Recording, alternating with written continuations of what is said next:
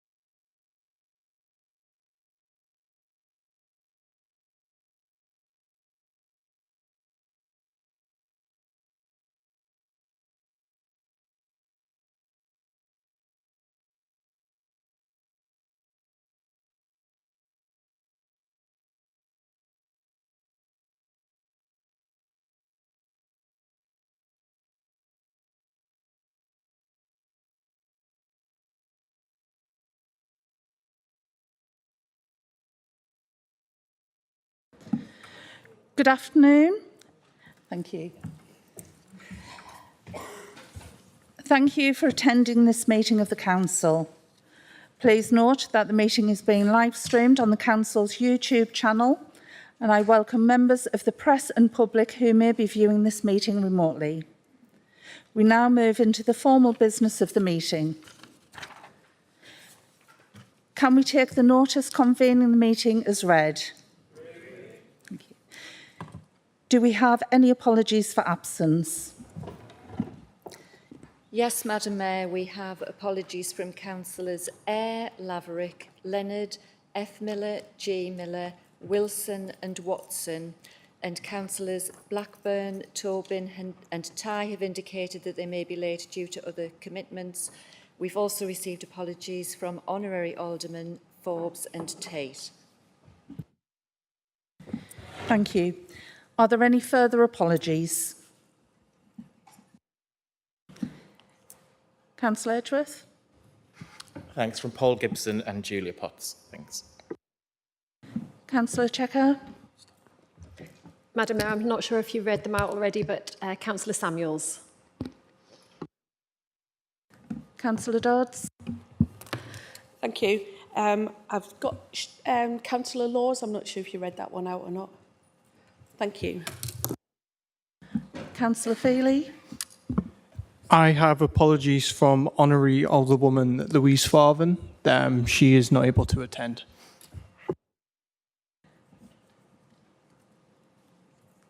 Thank you. Any further apologies? The next item is the minutes of the meeting of the Council held on the 19th of June 2024 and the extraordinary meetings held on the 24th of July 24 and 14th of August 24. Members may have noted that there was an error in the minutes of the August meeting as originally published. A copy of the amended minutes containing the full agreed resolution has been published online and a copy left on each seat. Can we agree the minutes? Do any members have any interests to declare? Councillor Edgeworth. Thank you. I have an interest in item 9 on statement of licensing policy, as I work for the Campaign for Real Ale, Europe's most successful consumer organisation, with 145,000 members representing beer and pub drinkers, so I'll leave the room. Thank you. Councillor Walker. Thank you. I'd like to declare an interest as well in the licensing section as well. As I work for a gambling company, absolutely no idea how many members. Thanks.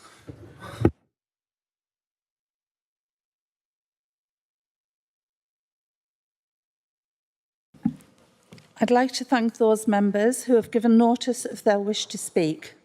Oh, sorry. Thank you, Madam Mayor. As somebody who comfortably qualifies for the winter fuel allowance, I feel more comfortable leaving the chamber for discussion on motions 1 and 2, if that's okay. Thank you. Councillor Herron.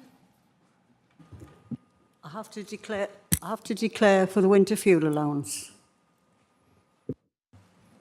Yes, Madam Mayor, I make the same declaration. Councillor Spedding. Thank you very much, Madam Mayor. Ditto for the winter fuel. Thank you. Councillor Bond. Say that I don't understand this. Seeing as this is a universal benefit from somebody who reaches a certain age, I don't understand why we should have to declare this.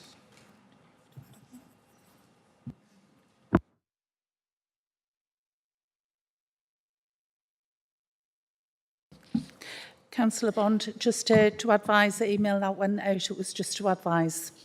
Thank you. So I would like to thank those members who have given notice of their wish to speak. Where notice has been given, the member will be invited to speak at the appropriate time. If any member who hasn't given prior notice wishes to speak at any point during the meeting, they should please raise their hand, indicate and speak when invited to do so. Now, I understand that the Council has received an award. Councillor Alison Smith, do you have something to present to the Council? Thank you, Madam Mayor. I am delighted to be able to present this award to you.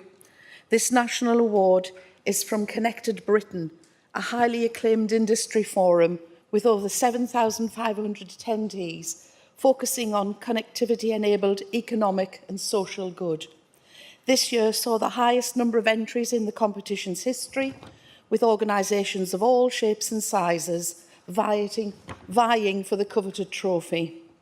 Sunderland City Council were one of 6 organisations shortlisted for the prestigious Community Improvement Award, and we were delighted to win this category.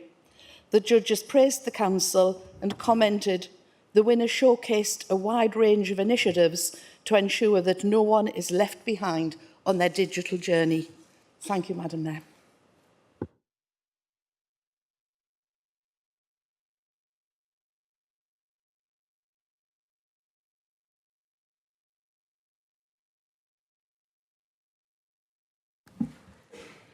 Thank you. The next item is the reception of petitions. Do any members have any petitions to present?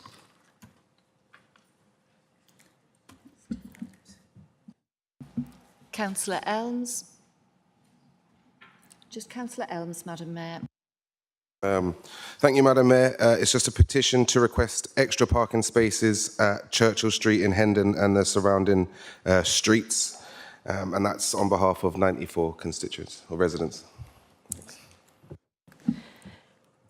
Can we agree to refer these to the appropriate chief officer? Thank you.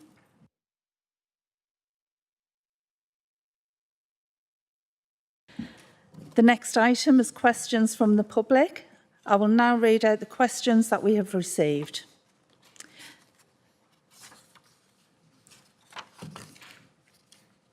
So question 1 is on road safety, and I believe that's from Councillor Stephen Elms.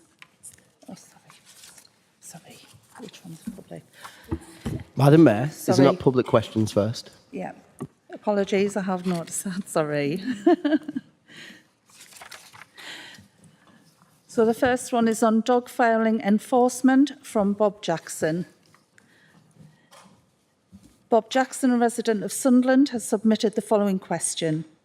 As a former grounds maintenance worker for the council, I would help to maintain grassed areas, but the amount of dog mess that people don't pick up and leave behind is unacceptable, and it's happening more and more. Not only is this disgusting, it is a major health hazard for workers at the council when it is disturbed with power tools. Are there any plans for more enforcement officers to crack down on this? Leader, I believe you want to respond. Thank you, Madam Mayor. I'll respond in Councillor Leonard's absence, who's away on council business. The council has a team of neighbourhood wardens who conduct proactive patrols across the city, addressing issues such as antisocial behaviour, environmental crimes and dog fouling.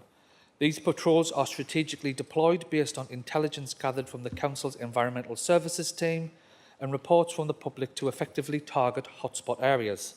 The council enforces a zero-tolerance approach to dog fouling. Any individual observed failing to clean up after their dog will be issued a fixed penalty notice, which is currently set at £100. Over the past 12 months, 7 fixed penalty notices have been issued for dog fouling offences.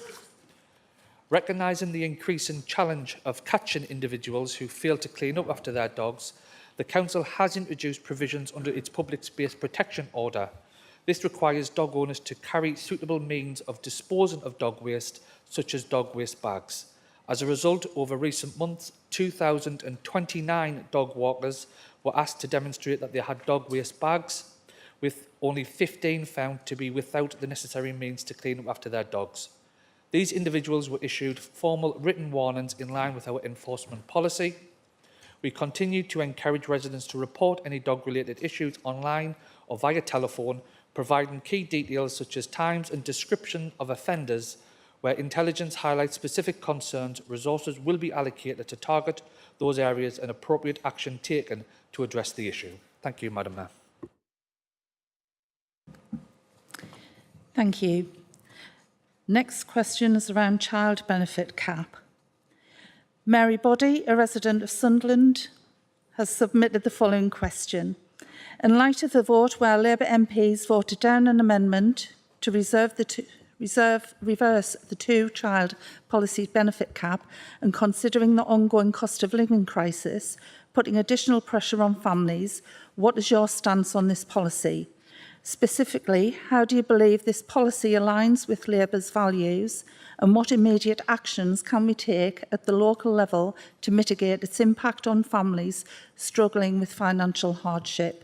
And I believe Councillor Jones, you would like to reply? Yes, thank you, Madam Mayor, and thank you, Mary, for the question in relation to the support Sunderland City Council provides to families in Sunderland. And I'd like to respond as follows. So the Council is committed to promoting campaigns and targeting those families who are struggling with financial hardship. The support ensures families are provided with assistance in maximising their income, and the financial inclusion team can also advise on benefit entitlements, claim support, budgeting, debt advice and how families can make their money go further. The City Council has developed the Sunderland Financial Wellbeing Strategy 2023 to 2026 that can be found on the Council's website.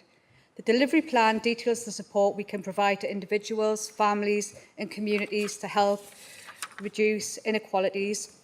And the Household Support Fund has been extended until March 2025, providing a further safety net for local families.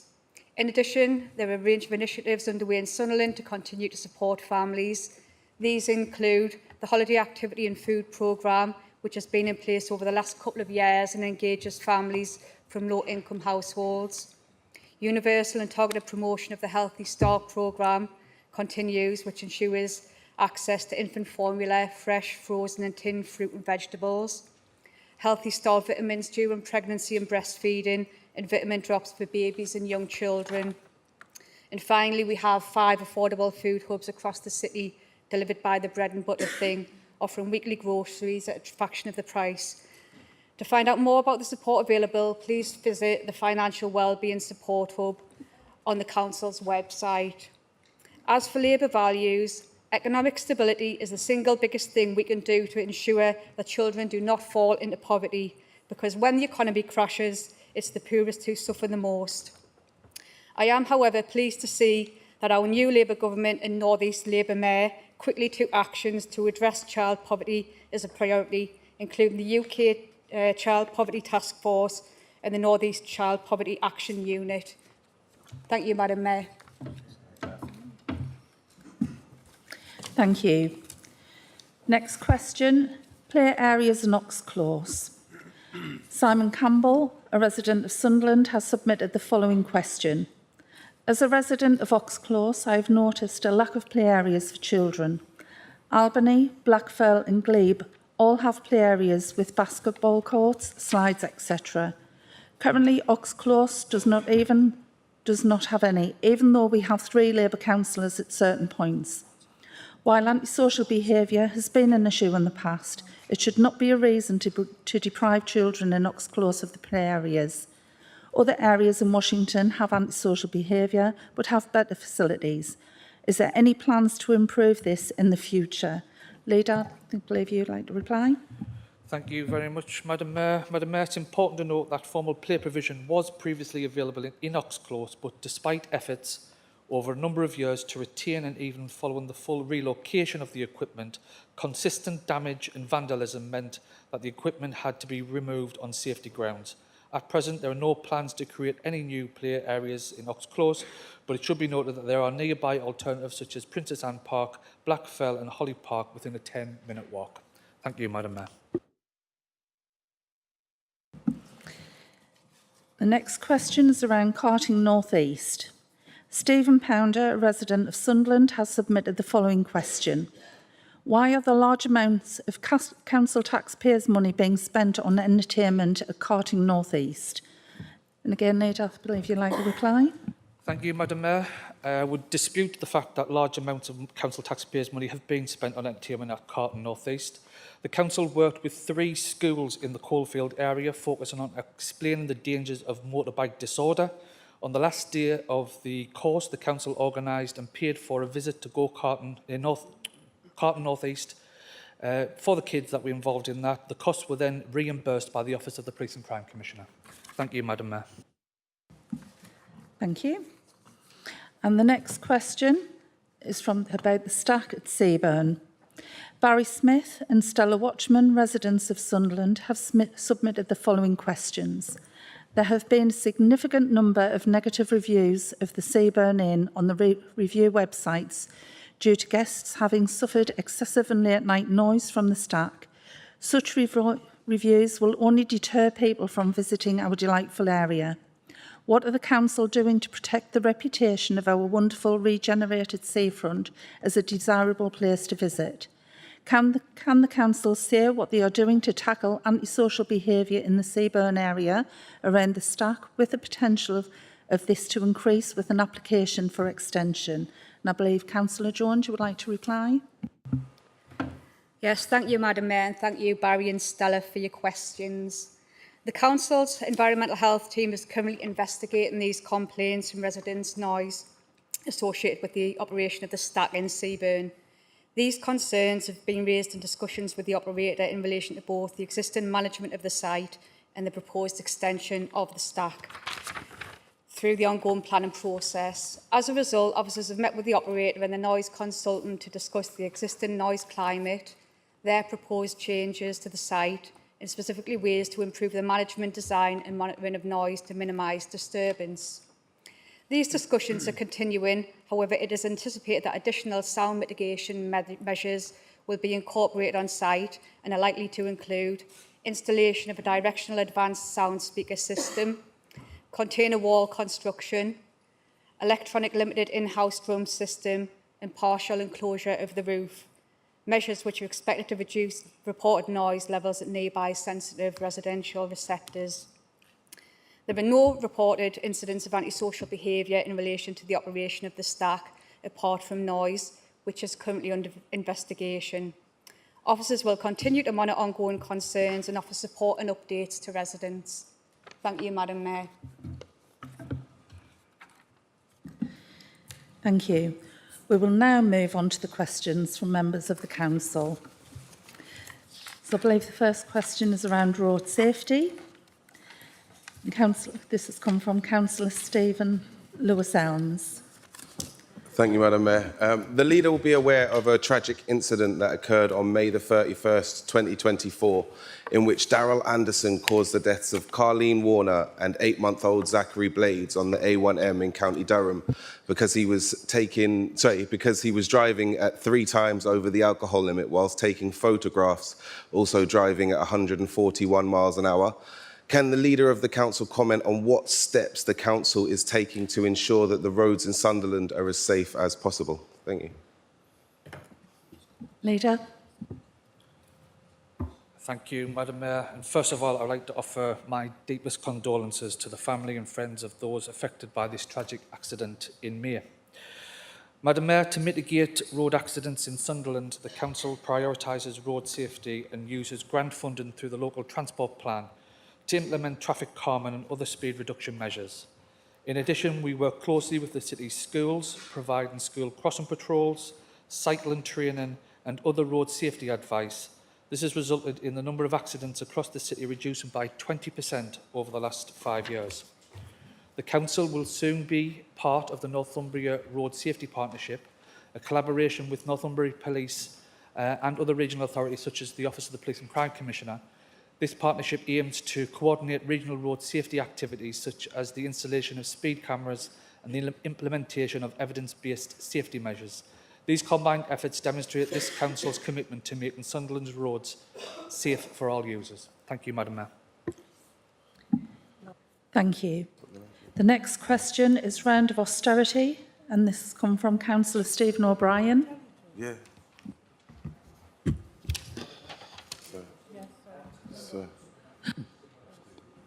Sir. Apologies. No problem. Supplementary? Sorry. Thank you, Madam Mayor. I'd like to thank the leader for his answer, but could I ask if he could go one step further and add his support to the campaign being led by Charlona Warner, who is baby Zachary's mother and Carlene's sister. She survived the horror crash that killed her sister and baby son and is calling for a lifetime driving ban for anyone convicted of causing death by dangerous driving. Thank you. Thank you, Madam Mayor, and thank Councillor Evans for his supplementary question. Absolutely add my voice to that. I think anyone who causes such unimaginable suffering deserves the full force of the law, and I add my voice to the campaign by the family as Councillor Evans has outlined. Thank you, Madam Mayor. Thank you. Councillor Stephen O'Brien. Can you read it out for me, Madam Mayor? I thought that was the agreement. The round of austerity. Yeah. I believe you want me to read it out for Yeah, you? that was Sorry. that's been the long-standing agreement we've had for a long time. Of course, no problem. The leader has previously said in a council meeting that he will stand up to Keir Starmer and his Labour government's cuts to public spending. What has he done to stand up against this new round of austerity? Leader? Thank you, Madam Mayor. Madam Mayor, I obviously dispute the premise of the question from Councillor O'Brien. What I said at the last meeting was that I would have no hesitation in standing up to the government when it was called for. What we're seeing at the minute is the government addressing a £22 billion black hole in the country's finances. But I'm not going to stand here and take any lectures from a party who are the architects of austerity, who started us on this path where we are right now.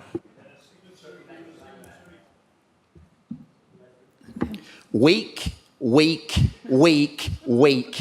That is the answer from a man who takes his orders from Keir Starmer and Kim McGuinness. Will you just do the honest and decent thing and resign? Might I remind you that it was meant to be a supplementary question, not a statement. Thank you. Thank you. Madam Mayor, that just demonstrates the weirdness that is the Liberal Democrats in Sunderland. Weird, weird and weird. Thank you. Question 3, Homeless Drop-In Centre, and I believe this has come from Councillor Michael Dixon. Thank you very much. It's a pleasure to follow that question in exchange. Earlier this year, the Council awarded well over £100,000 to help support an important homeless drop-in service offered by Oasis Community Housing based at the former Park Road Methodist Church. While welcoming this public health grant, it has been noted that the hours of opening have remained unchanged, closing at 2 p.m. Monday to Friday and shut at the weekend. Could the portfolio holder please confirm if, when this funding was made available, any discussions took place to increase these times to cover the needs of those who require personalised help the most? Thank you. Thank you. I believe Councillor Johnson, you'd like to reply? Thank you, Madam Mayor, and thank you, Councillor Dixon, for the question. Oasis offers a good and invaluable service to homelessness clients in Sunderland. It enables people to bathe, get food and refreshments and access support services. It also provides a safe place for clients to stay whilst waiting for offers of accommodation to come through. Discussions regarding the opening times did take place, and Oasis now operate the service Monday to Friday until 5 p.m, which is in line with what we commissioned. If all staff are busy, however, and to allow for any safeguarding concerns that may arise, the door may be closed for the staff to deal with that at that point, but there will be a notice posted on the door to remind people of where they can obviously seek through our homelessness support hub ourselves and the out of our services contact number. And just as we go into obviously March 2025, we'll be continuing to work with Oasis to ensure the future of the service and obviously the future of the service that the clients need of most vulnerable people in Sunderland will be maintained. Thank you, Madam Mayor. Councillor Dixon. Thank you, and welcome the extended time. I just wondered if the portfolio holder could give an idea of what the service is over the weekends, please. Councillor Johnson. If there's anything specific you want to raise with us, Councillor Dixon, again, you don't have to wait for supplementary question at full council. You're a valuable member of the Members' Homelessness Working Group, and I'll be happy to take up any issues you have. And again, if you want to meet with me outside of this and have a discussion, I'm quite happy to do that for you any time. Thank you, Madam Mayor. Thank you. The next question is around organ donation, and I believe this has come from Councillor Sophie Clinton. Thank you, Madam Mayor. So this organ donation week, the 23rd till the 29th of September, the NHS Organ Donor Register has been saving lives for 30 years through the gift of organ donation. How does Sunderland Council intend to mark this event and encourage more people in Sunderland to join the NHS Organ Donation Register? Councillor Checker, I believe you would like to reply. Thank you very much, Madam Mayor, and I'd like to thank Councillor Clinton for this very important question. We recognise the importance of Organ Donation Week, and in fact, tomorrow morning, you and I, Madam Mayor, will be meeting with a local family to listen to their experiences of organ donation and thoughts on how we can support this important campaign going forward. As a council, we do a huge amount to support our health partners in key initiatives such as immunisation and screening campaigns, and we're delighted to do so here again. And though this is an NHS-led campaign, we will be helping to amplify it by lighting our landmarks across the city and sharing key messages through the relevant council channels to encourage more people in Sunderland to consider joining the NHS Organ Donor Register. Thank you. Thank you. The next question is around Sunderland Station, and I believe Councillor Andrew Wood. Thanks, Madam Mayor. The previous leader described the new Sunderland Station as stunning and ambitious. Does the new council leader agree with that assessment, with it standing empty, with broken toilets, escalators which break down regularly and routinely attracts vandalism? Leader, I believe you'd like to reply. Thank you very much, Madam Mayor. Madam Mayor, Councillor Wood knows that Sunderland Station is owned by Network Rail and operated by Northern Trains and is not the responsibility of the Council. Whilst it is hugely frustrating that the situation has arisen at the new concourse with antisocial behaviour issues, the Council continue to support Northern in their endeavours to tackle the situation and market the facilities. I met with the station manager and our antisocial behaviour team on Monday. We have a follow-up meeting with, it's been escalated up the channels to the area director for Northern because I am keen that the council helps facilitate these discussions, because what we're seeing in the station at the minute, it has been commented on that it's some of the best youth provision in the city. We are seeing the fact that this is the result of 14 years of austerity with youth provision and youth services and police numbers being dwindling. The council acknowledge we have a role to facilitate discussions around improving the situation at the station, and we will do all we can to support Northern in resolving these issues. Thank you, Madam Mayor. Follow-up question, Madam Mayor? Yep. I'm very pleased to hear that you are ongoing with your discussions. But when? Because the people of the City of Sunderland have been putting up with this for a long time. So when will some action be taken? Not we're meeting people and we will have a consequence eventually. When? When are you holding them to account? What feet are to the fire? Leader? As I said, Madam Mayor, we've got the second meeting with Northern on the 3rd of October. What I would say, it's easy for opposition councillors to stand up and point the finger. What have you done to improve the situation in Sutherland Station, apart from getting up and criticising the council? Thank you. The next question. Next question, single person discount, and I believe Councillor Anthony Mullen would like to ask the question. Thank you, Madam Mayor. And you're right, it is Anthony, not Anthony, as is printed on the sheet. How many residents in Sunderland currently benefit from the single person discount on council tax? And what is the cost to the council of applying this discount compared to if these individuals paid full council tax? Thank you. I believe Councillor Alison Smith would like to reply. Thank you, Madam Mayor, and thank you, Councillor Mullen, for the question. The number of households benefiting from single-person discount varies over time as the circumstances of each household changes. Currently, there are 52,314 households entitled to a single-person discount. Of these, 21,397 households are in receipt of support through the Council's Local Council Tax Support Scheme. Removing the single-person discount would increase the amount of council tax support to be provided to those eligible households. Taking the above into account, it is broadly estimated that the net increase in council tax would be £11.8 million. Thank you. Yeah, go ahead.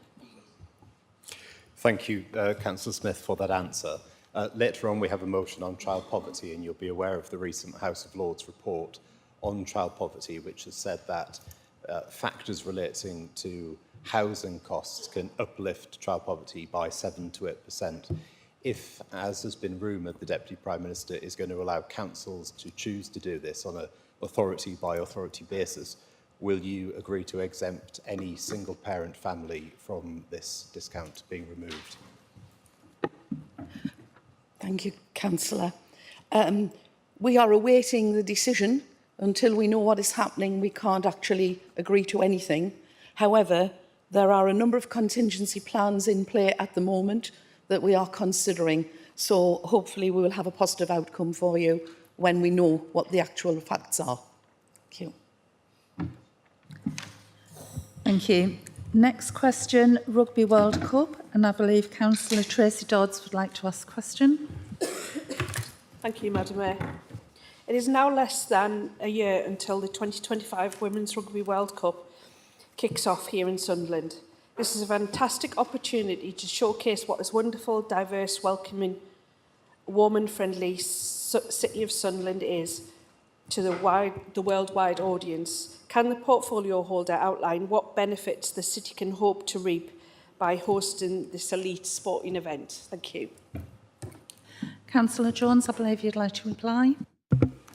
Thank you, Madam Mayor, and thank you, Councillor Dodds, for this question. So, Sunderland at the Stadium of Light will host England in the opening game of the Women's 2025 World Cup, televised on the BBC, bringing the city of Sunderland to a global audience. So during the next 12 months, the city will be marketed as a destination for 2025. Filming is already underway, highlighting all aspects of the city as a destination to visit. The city will be a key part of a game changer for women's sport, bringing us an estimated 10 million economic boost to the city and region, with an estimated 10,000 spectator bed nights across the North East, and all hotels in the city being full to capacity. The city's residents will have the opportunity to see a World Cup on their doorstep, a family of 4 being able to watch the game for as little as £40. More than 250 volunteers from the city will be able to engage in the World Cup, hopefully bringing a lifetime of lasting memories. And the city will host more than 150 global delegates, 64 players and 200 match officials, providing the opportunity to market our offer across the world. England and their opponents that host open training sessions prior to the game in the City Hall will host the welcome ceremony for both teams in the week prior to the game, bringing the occasion to the heart of the city. Local rugby clubs have already benefited from grants towards improved facilities and funded community programmes. The next stage of the tournament will be the World Cup draw, live on the BBC, when once again the city will be at the forefront of global interest and exposure. And for the record, I'd like to say a huge thank you to everybody who has made this possible and to everybody that will make this happen. Thank you, Madam Mayor. Next question, Sunderland University, and I believe Councillor Niall Hodson would like to ask a question. Yes, I would. Thank you, Mayor of Sunderland. Sunderland University, in its latest financial report, showed that it brought in an income of £227 million in the last academic year and an operating surplus of £8.4 million. Will the leader join me in commending the university for its strong financial performance? Thank you. Leader? Yes. Go ahead. I'm glad. I hope more answers like that will be forthcoming this evening. Despite its strong financial performance and plans to spend £250 million on its estate over the next decade, the university has made clear that it will not be investing in the National Glass Centre. Nevertheless, the Vice-Chancellor has said that he continues to work with the Council to relocate the activities and functions of the Glass Centre. So can the leader update the Council on the progress of these discussions and what efforts he has made since coming into office to save the National Glass Centre? Thank you. I won that bet. Madam Mayor, obviously this was a decision that was made prior to my election by Council as Council Leader. The questions Councillor Hodgson raises are for the university. I understand that a programme of work in Culture House is progressing well, and that when Culture House opens next year, it will feature elements of the glass making display. I understand that the university are in discussions with the various artists and students around finding suitable locations to house that element of the courses that they provide. But I'm more than happy to arrange for the office to get a more detailed response to Councillor Hodgson. But in terms of the Glass Centre itself, that's a question you need to ask the university. Next question, Washington Police Station, and I believe Councillor Lyle Reid would like to ask the question. Thank you, Madam Mayor. What representations has the Council made to the new Police and Crime Commissioner or to Northumbria Police in respect of the planned sale of the Washington Police Station? And has the Council been involved in any discussions about the sale or the purchase of this land? Councillor Checkard. Thank you, Madam Mayor. Thank you, Councillor Reid, for the question. The Council have been made aware that Northumbria Police intend to dispose of the Washington Police Station.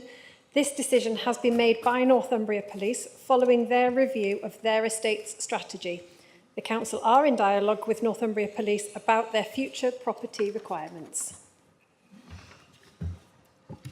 Thank you, Madam Mayor. Will the Deputy Leader please commit to me that the Council will do everything it can to keep the jobs that will be lost in Sunderland from not moving to Tyneside and keeping them within Sunderland and Washington? Thank you. Thank you, Madam Mayor. Clearly that's something that's not within our control, but I'm happy to make those representations. The Washington councillors have already approached me on that matter, and I've made that commitment to them previously.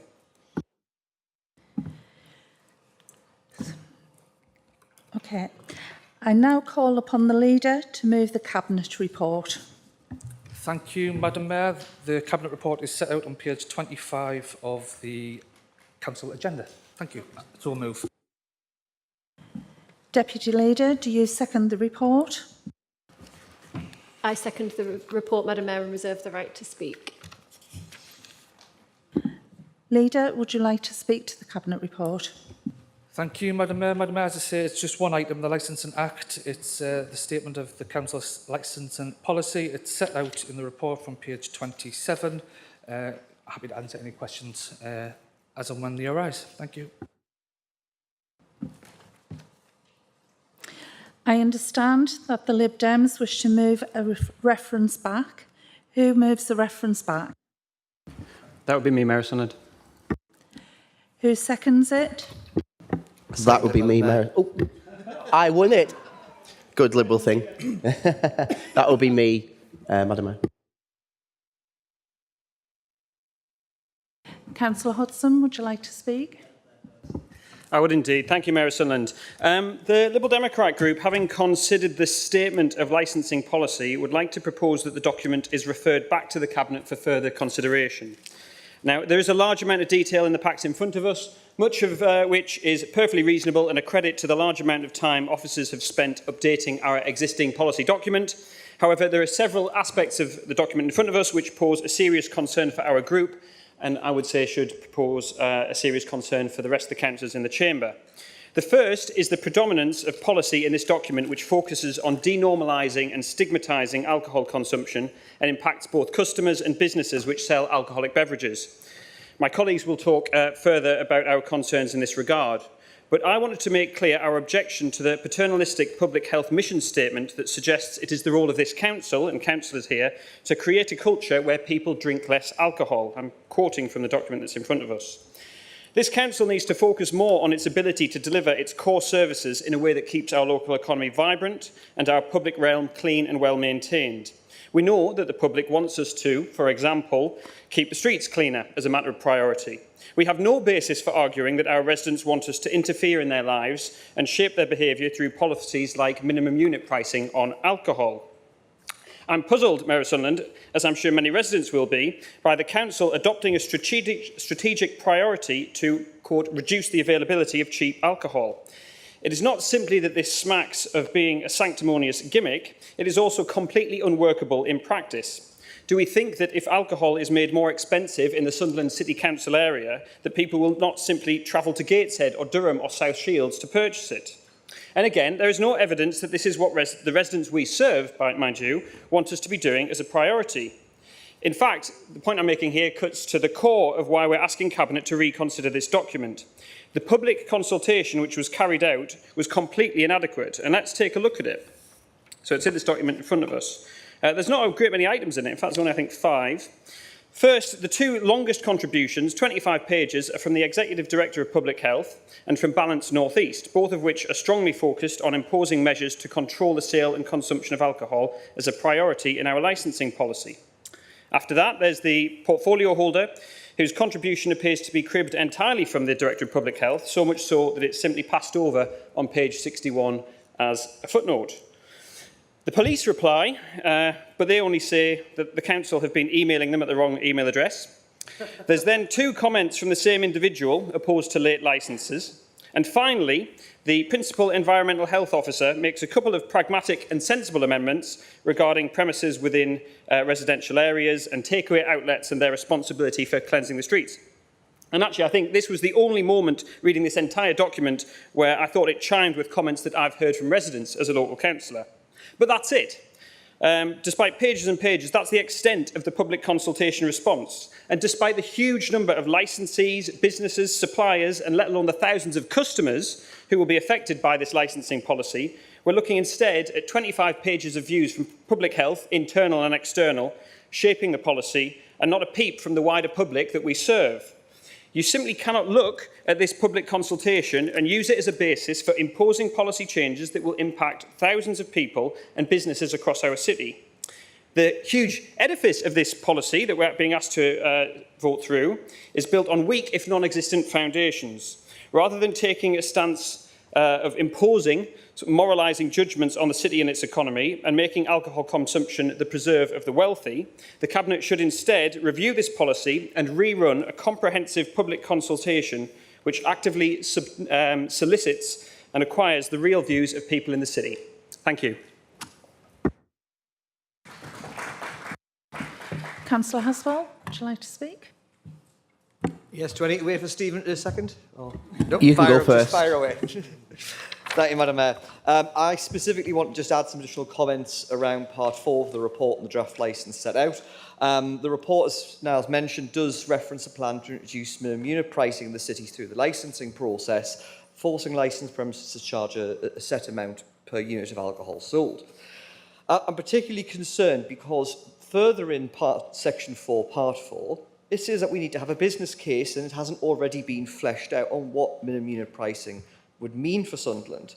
We as councillors don't know what the impact of MUP would be in this city, and we need to see that business case prepared and then that business case fully subject to public consultation, not simply a couple of words in a document saying we'll look at it.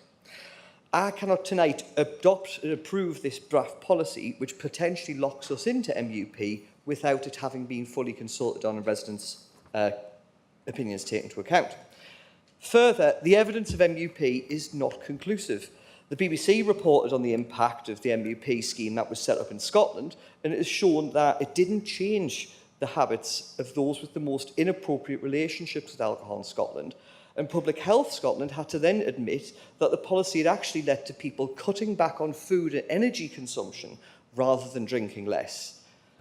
Now, those who are suffering from alcohol dependence need proactive help rather than simply potentially being driven further into debt trying to afford the alcohol they're seeking.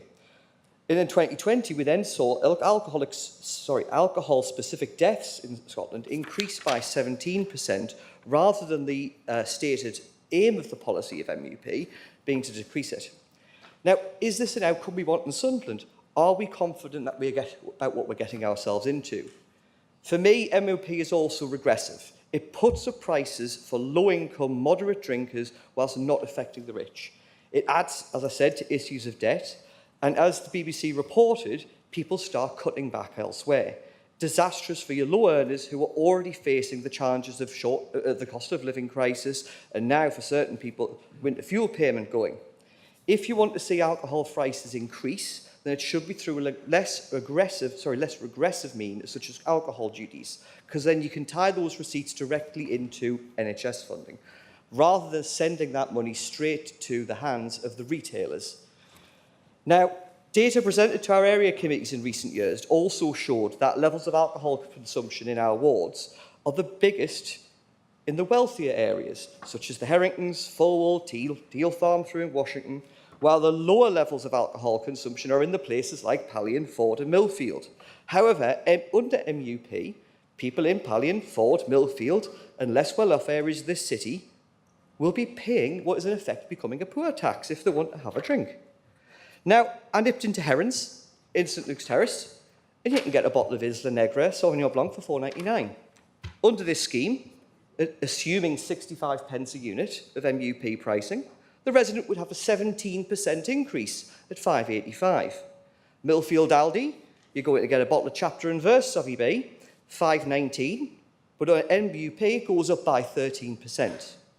However, if I live in leafy East Herrington, I'm going to Sainsbury's and go and get a bottle of Echo Falls, £5.25, doesn't go up. If I've got the money to go, I'm living in Teal Farm, for example, and I drive down to M&S Food and I want a bottle of Chenin Blanc at M&S, £8. It's £2.39 over the MUP. I'm simply wealthier and I can afford to drink. Those who are the poorest, we're going after. We must make sure that the MUP element goes out to a full consultation process. The residents understand the impact it's going to have on them, and we aren't just simply paying a poor tax and putting it on people's evening tipple. Residents in my ward will be out all day working hard, earning a living to pay their bills, looking forward to heading home, glass of wine with dinner, and suddenly they're going to be fleeced by Sunderland Council imposing this through licensing. That's why I'd like to ask a reference back and a redraft which simply says we will put it out to full consultation, and if that's what people want, it'll go through, rather than it being sneaked through it such as this way. Lessons learned from the policy rollout in Scotland really do need to be considered here. Thank you, Madam Mayor.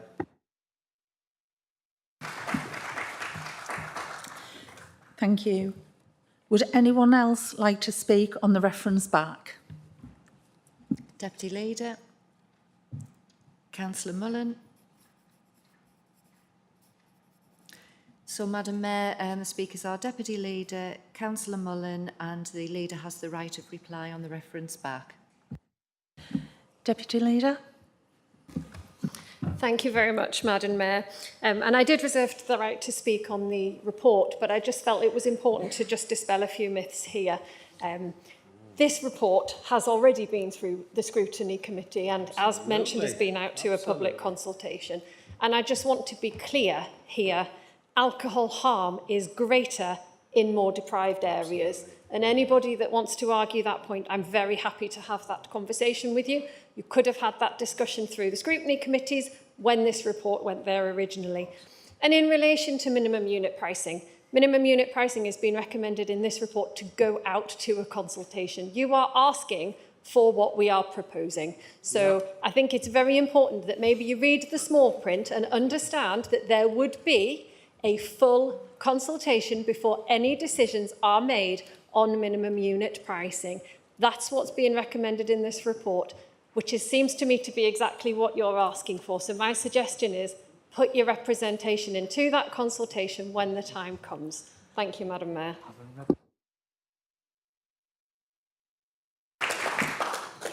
Councillor Mullen. Thank you, Madam Mayor. My group was just going to vote against this in general, but we will also support the reference back. And that's not just because of Councillor Edgeworth's very kind invite to the Brass House in 2 weeks' time.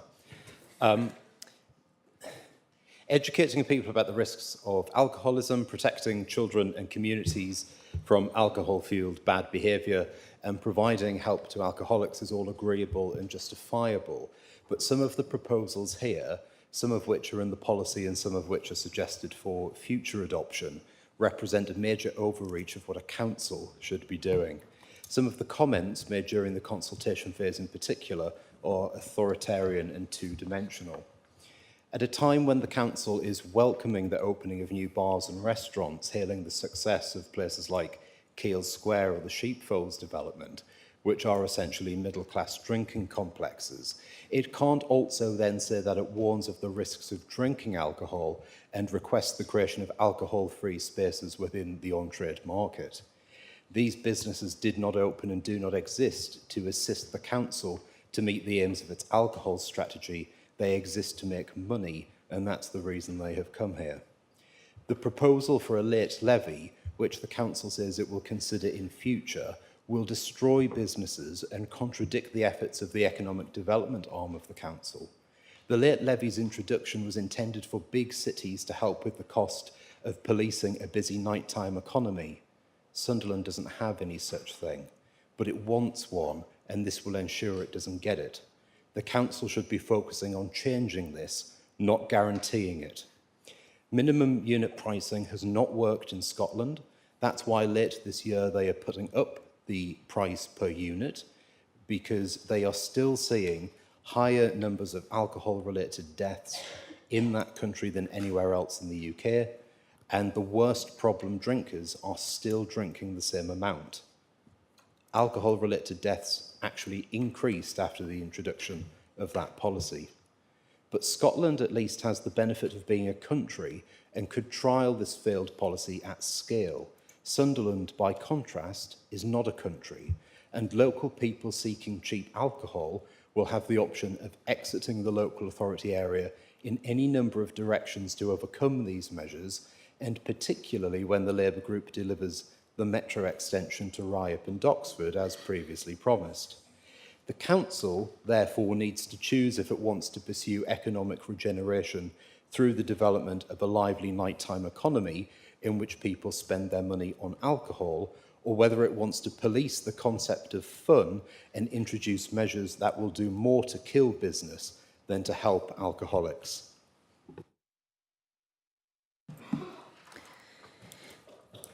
Thank you. Leader, would you like a right of reply on the reference back? I would, Madam Mayor, thank you. And I would like to thank Anthony for his contribution. We have a difference in opinion, but it's well reasoned and it's well articulated, and I would encourage him to submit that to the consultation. In terms to the contributions from the Liberal Democrat colleagues, I would just gently remind them that they need to read the papers and refer Council to 4.4 of the Cabinet report. It says that as it stands for approval on the basis that these additional areas of policy can be adopted at a later date if the Council wishes to implement them. Paragraph 4.41 reads, this Licensing and Regulatory Committee, in response to the comments from the Director of Public Health at their meeting on the 25th of March 2024, authorised officers to gather, review and assess evidence in relation to CIAs and MUP. These matters will be considered by the Licensing and Regulatory Committee once this research has been carried out, and as such do not currently form part of the draft revised statement of licensing policy that Cabinet is being asked to consider.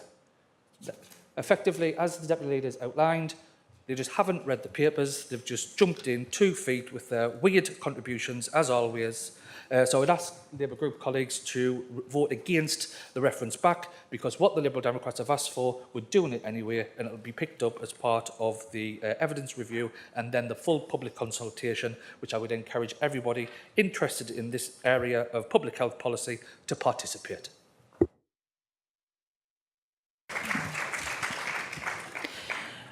We will now move to the vote on the reference back. Madam Mayor, do I not get to speak in this? I indicated I would like to speak.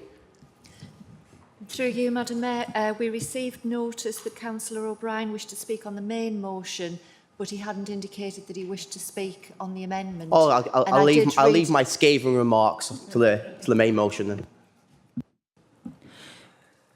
Right, we will now vote on the reference back.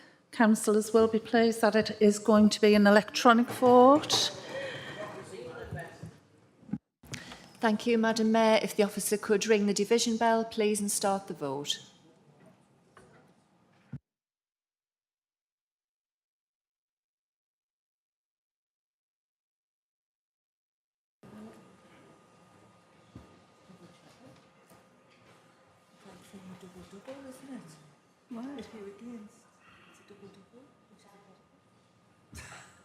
Oh, Diane, just go away. You're scaring us.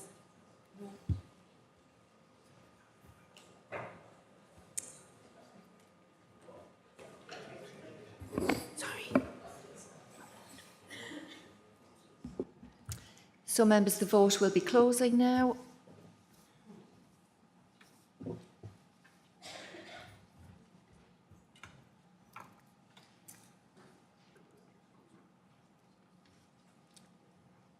And there are 16 votes in favour of the reference back, 37 against, and therefore the reference back is defeated.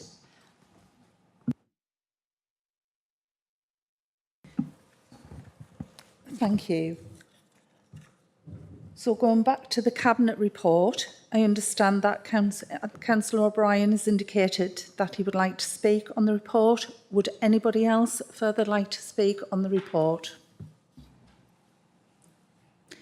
Councillor O'Brien? I think my colleague down in the poll here is a weak and feeble leader who was not elected, who's just doing the work of Sir Keir Starmer. The Cabinet report. Thank you. Do you accept the report of the Cabinet? An electronic vote, please, Mayor Sunderland. Yeah, we'll move to an electronic vote. So again, if the officer could ring the division bell, please, and start the vote.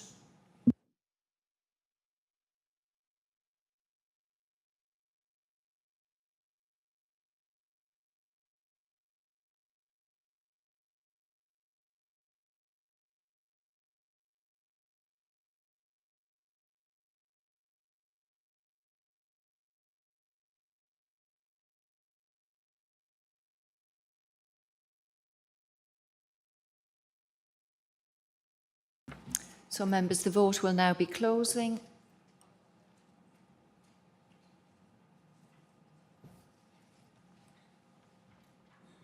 And there are 36 votes in favour, 16 against, and therefore the Cabinet recommendations are approved.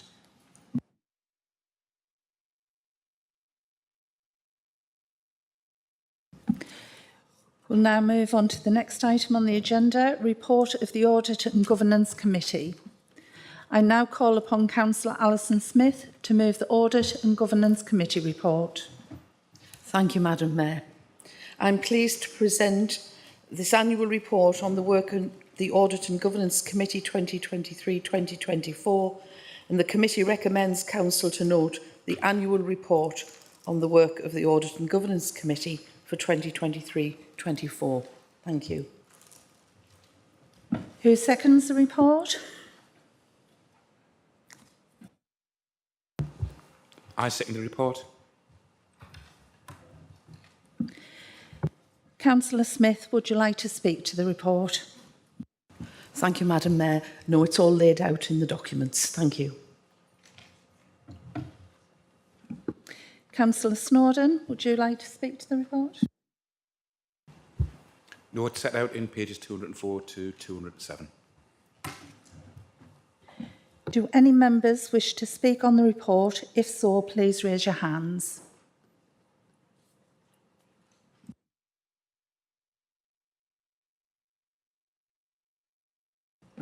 Councillor Snowden, do you wish to speak?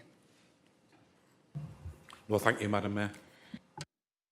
Councillor Smith, do you wish to exercise your right of reply? No, thank you, Madam Mayor. Thank you. Can we receive and note the report of the Audit and Governance Committee? Thank you. We'll now move on to reports.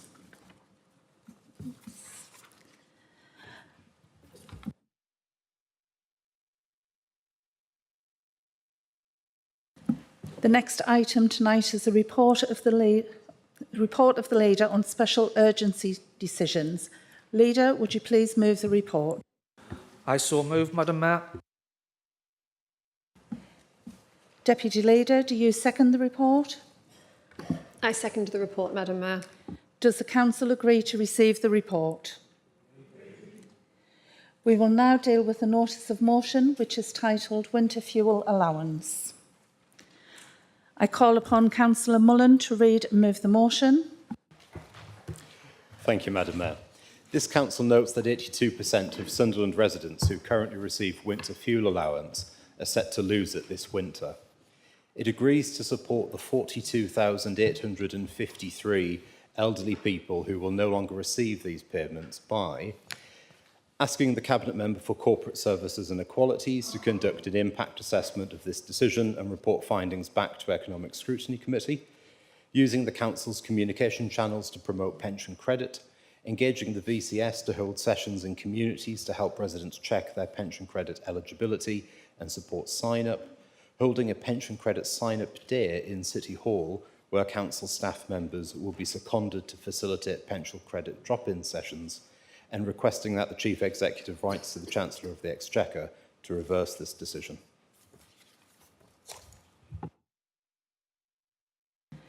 Councillor Reid, do you second the motion?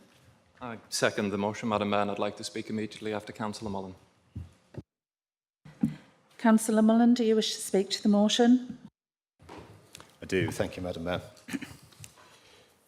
When in recent months the Liberal Democrat group has referred to Michael Mordy as a Keir Starmer yes man, we have not joined in with this because we believe that the change in direction of the council under Michael would be better. But if Councillor Mordy stands up tonight and repeats the now completely discredited claims about a £20 billion black hole in the public finances, something which the Treasury civil servants have said in response to an FOI request that they cannot provide evidence of, he will prove that he is a Starmer yes man and that he's willing to defend the indefensible.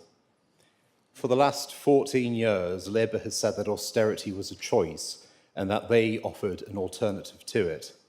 In one respect, they're correct. The Conservative manifestos of 2010 and 2015 spelled out exactly what they planned to do in government, and as the Institute for Fiscal Studies has since pointed out, the actual cuts delivered were less than the public voted for as contained in those manifestos. But this government, by contrast, did not even hint at these plans to cut winter fuel allowance for 42,853 people in our city, and is now trying to justify them based on a fictional financial black hole. And the reason I call it fictional is because of what Labour figures have said about it. Diane Abbott on Radio 4 last week said that there is no black hole in the public finances and that Rachel Reeves has acted on the instruction of civil servants. Ed Balls, Labour's former Shadow Chancellor, said that Reeves had borrowed from George Osborne's playbook and that her policy would hit the poorest hardest. How many Labour councillors campaigned for a Labour government only to sit and defend the politics of George Osborne? Neil Duncan-Jordan, the new Labour MP for Poole, has called on the government to delay the policy over concerns that older people's health will suffer. Sharon Hodgson, one of our MPs, rebelled against the Labour Party for the first time in her career to oppose this measure. And of course, all of these people are right. The DWP's equality analysis states that 71% of all disabled pensioners are set to lose this benefit, and 83% of people over the age of 80 are going to lose it. 82% of people in Sunderland will also lose it. And Kemi Badenoch was right to say that millionaires should not be getting financial support from the taxpayer, but how many of the 42,000 and odd people in Sunderland having it taken away from them are millionaires? When Labour was scaremongering about this time last year that the Conservatives were going to cut winter fuel allowance, something that we didn't actually do, it published a research paper in which it claimed that 4,000 pensioners would die if winter fuel allowance was taken away from them. So what conclusion has the Labour group drawn from this? Have they decided that this was a lie in the first place to scaremonger people into voting Labour? Or have they decided that 4,000 elderly deaths are justifiable? The fiction of the financial black hole is laughable when compared to the scale of what Labour has already committed to spending. The cut to winter fuel allowance is projected to save £1.2 billion. But Ed Miliband has been granted an £11.6 billion international climate justice budget to fly around the world telling other countries how to behave. As if living in poverty wasn't enough, they now have to meet Ed Miliband. Not only that, but half of what the winter fuel allowance cut has saved has already been allocated as spending, again by Ed Miliband, to nationalise National Grid's System Operations Unit, currently operating in the private sector and working perfectly well. Ideology has been put before pensioners. What makes this worse, though, is the hypocrisy of all of it. Rachel Reeves tweeted 2 years ago that she met a pensioner in Leeds who couldn't afford to stay warm. Now she has claimed £3,700 in public money to heat her own house whilst cutting that pensioner's winter fuel allowance. Keir Starmer said that pensioners were frightened of winter under the Tories and that Labour had a plan to help them. But now he's turned to accepting donations from a millionaire to buy his suits and his wife's dresses. And today it's been disclosed that Starmer has failed to declare £100,000 of previously undisclosed free gifts and tickets, more than has been received by any Prime Minister in history. 82% of winter fuel recipients in Sunderland are set to lose it. Yet beyond a few Facebook posts, this council has shown no sign of doing anything to help.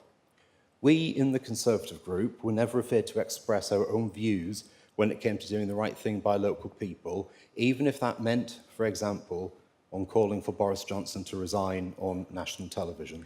Councillor Mullen, you have exceeded the 5 minutes. Can I propose an extension, Madam Mayor, please? Go ahead. Very grateful, thank you.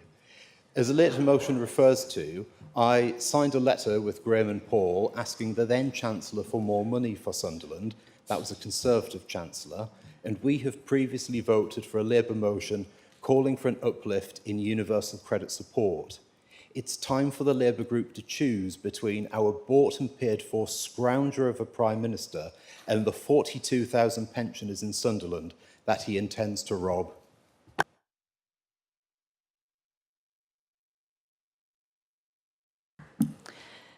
Councillor Reid, would you like to speak? Yes, thank you, Madam Mayor. Let's start with something obvious, which is if this decision on cutting the winter fuel allowance was made by a Conservative government, the Labour councillors over there would have called it cruel and heartless. And indeed, I actually feel sorry for our recently elected Labour MP, because one of his first decisions as our new MP was to do something so cruel. According to Labour's own study, as Anthony said, it could kill thousands of pensioners, maybe some in our own city. Now, Anthony mentioned Ed Balls, the former Shadow Chancellor, but another important point is that he was the last Labour Secretary of State for Education before Sunderland's very own Bridget Phillipson. And he has been very vocal about his disagreement with this policy. In his own words, quote, "There was no immediate need for action by Rachel Reeves, and this policy was a mistake as it tainted Labour's premiership so early." A tainted premiership, according to a former high-profile Labour MP. Martin Lewis, the money-saving expert that many Labour councillors have cited in recent years, said that this decision by the Labour government was a mistake, as the new targeting for the winter fuel allowance was now too narrow, and that the pensioners just above the threshold who are still on low incomes would be the hardest hit. In effect, saying that the Labour government was hammering hardest the poorest pensioners who are just above the credit threshold. I mentioned before about Labour's own research, which said that 4,000 pensioners could die if the winter fuel allowance was taken away. That's Labour's own data saying that pensioners could die. They made this decision in full knowledge of that. But how about quoting a Labour politician a little closer to home, who unfortunately isn't here tonight, but if he was, I'm sure he would be shouting from the rooftops saying that this is some form of austerity, a return to Tory austerity. And I won't attempt his accent when I say this. Quote, millions of families across the country are being left to fend for themselves this winter. While support has been made available to those on state benefits, we have thousands of people across our city who were left behind by the current system. As former Labour leader Graham Miller in 2022, he also said as a council, quote, we are ensuring that as the nights get darker and as the days get colder, we are doing absolutely everything we can to ensure that no resident is left behind. So my question now is, what's changed? Are the energy prices going down? No, they're set to go up later in the year. If Labour councillors vote against this motion, can they still honestly say that they are doing everything they can to protect vulnerable residents in Sunderland in the winter? Moving on to the new leader of the council, Councillor Mordy. He said when he became leader that he would, quote, support the most vulnerable in our society. So my question to you, Michael, is that is a pensioner in Hendon on £218 a week not classed as the most vulnerable in our society? Something I have tried my hardest to quote from is the Labour Party manifesto from 2024, but regrettably nowhere in this rag does it mention that Labour would punish pensioners so hard. Now, the government hasn't actually released the detailed figures yet, not to be surprised since they also didn't do a proper impact assessment before snatching the allowance away. But there have been a few groups that have done research, and I've got some numbers here. The numbers of the pensioners in each of the wards in our city that are set to lose the winter fuel allowance. For Hendon, 1,597. For Southwark, 1,886. Washington Central, 2,525. Redhill, 1,383. Ryab, 1,528. And Coptill, 2,097. For those of you who weren't aware, those are the pensioners that the Cabinet is about to throw under the bus that they claim to represent. In some kind of cruel cognitive dissonance, the Labour Party and the Labour councils that have talked about the increase in energy bills in recent years are now also supporting taking away energy support for vulnerable pensioners. To end on, Madam Mayor, I'll say this. If the Labour councils think that we should support the most vulnerable members of our society, that austerity is not a way to manage the economy, as they have claimed for 14 years, and that the energy bills have increased in recent years, as they have repeated, then they need to tell stingy Starmer to bring back the winter fuel allowance.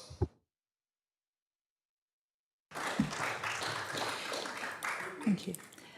I understand that the leader wishes to move an amendment. Leader, would you like to read that out? Thank you, Madam Mayor.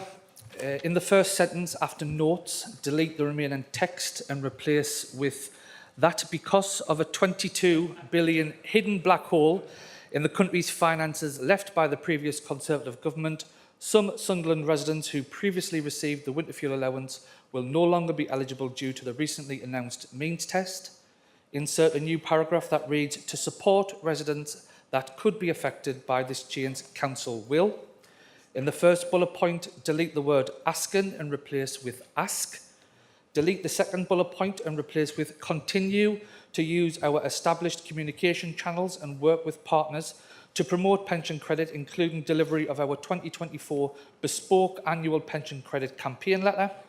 Delete the third bullet point and replace with work closely with the VCS organisations to help residents check their pension credit eligibility and support sign-up sessions in and around the heart of our local communities. Delete the fourth bullet point and replace with ensure our commissioned welfare rights service continue to offer telephonic and face-to-face support across Sunderland, Washington and the coalfields, not just at City Hall, to maximise accessibility. Delete the fifth bullet point and replace with continue targeted approaches to identify potential individuals that may be eligible for pension credit. Insert a sixth bullet point that reads, explore the potential for a discretionary fund to support residents that fall just outside of the revised criteria thresholds. Insert a seventh bullet point that reads, continue to deliver the key aims and objectives identified in the Sunderland Financial Wellbeing Strategy 2023 to 2026 to mitigate the previous and ongoing effects from the previous government's cost of living crisis and help residents to manage through the current economic challenges. Therefore, the amended notice of motion reads, this council notes that because of a 22 billion hidden black hole in the country's finance left by the previous Conservative government, some Sunderland residents who previously received winter fuel allowance will no longer be eligible due to recently announced means test. To support residents that could be affected by this change, Council will ask the Cabinet Member for Corporate Services and Equalities to conduct an impact assessment of this decision and report the findings back to Economic Scrutiny Committee. Continue to use our established communication channels and work with partners to promote pension credit, including delivery of our 2024 bespoke annual pension credit campaign letter. Work closely with the VCS organisations to help residents check their pension credit eligibility and support sign-up at sessions in and around the heart of our local communities. Ensure our commissioned Welfare Rights Service continues to offer telephonic and face-to-face support across Sunderland, Washington and the coalfields, not just at City Hall, to maximise accessibility. Continue targeted approaches to identify potential individuals that may be eligible for pension credit. Explore the potential for a discretionary fund to support residents that fall just outside of the revised criteria thresholds, and continue to deliver the key aims and objectives identified in the Sunderland Financial Wellbeing Strategy 23-26 to mitigate the previous and ongoing effects from the previous government's cost of living crisis and help residents to manage through the current economic challenges. Thank you, Madam Mayor. Councillor Beth Jones, would you like to second the amendment? Yes, Madam Mayor, and reserve the right to speak, please. Leader, would you like to make a speech? Thank you, Madam Mayor. 3 months is a long time or a short time in politics. But the last government, Madam Mayor, wrecked our economy, leaving a £22 billion black hole in the public finances. They made commitments they knew they couldn't pay for, they covered it up, kept it from Parliament and ran away by calling an election early than they were planning to duck the difficult decisions. We know this because the Office for Budget Responsibility Chair, Richard Hughes, who was, when he was made aware of the overspend in early July, he wrote to the Treasury Select Committee to state that he started a review on how March's budget was prepared. The scale was the largest year-ahead overspend against delegated departmental expenditure limits forecast outside of the pandemic. It is an absolute scandalous situation to find ourselves in, something that no one knew about because the previous government kept it hidden from the public and from Parliament, and it's the reason why we are having this debate today, Madam Mayor. Madam Mayor, we know these are tough choices. They are not the choices we wanted to make or expected to make, but they were the right choices in the circumstances. Because by taking the tough decisions now to protect the public finances, we can begin the process of change. The new government will protect the triple lock on pensions, which saw the new state pension rise by £900 in April this year, and a further increase of the state pension of £460 will be announced in the budget in October. There were no easy options, but not acting was not open. Be under no illusions, if no action had been taken to repair the Conservatives' black hole, then it would have put financial stability at risk, including the risk of higher debt, higher mortgages and higher costs for the future. The government was not prepared to let that happen. Madam Mayor, the Prime Minister has spoken about a decade of national renewal because he knows, and we know, the country knows, it's time to repair the damage the Conservatives did to our economy. Our commitment to sound fiscal rules will fix the foundations of the economy. It is pensioners with fixed incomes who would have suffered if we took the reckless decisions like the Conservatives did under Liz Truss. Madam Mayor, we are absolutely determined to do everything possible to protect the poorest pensioners.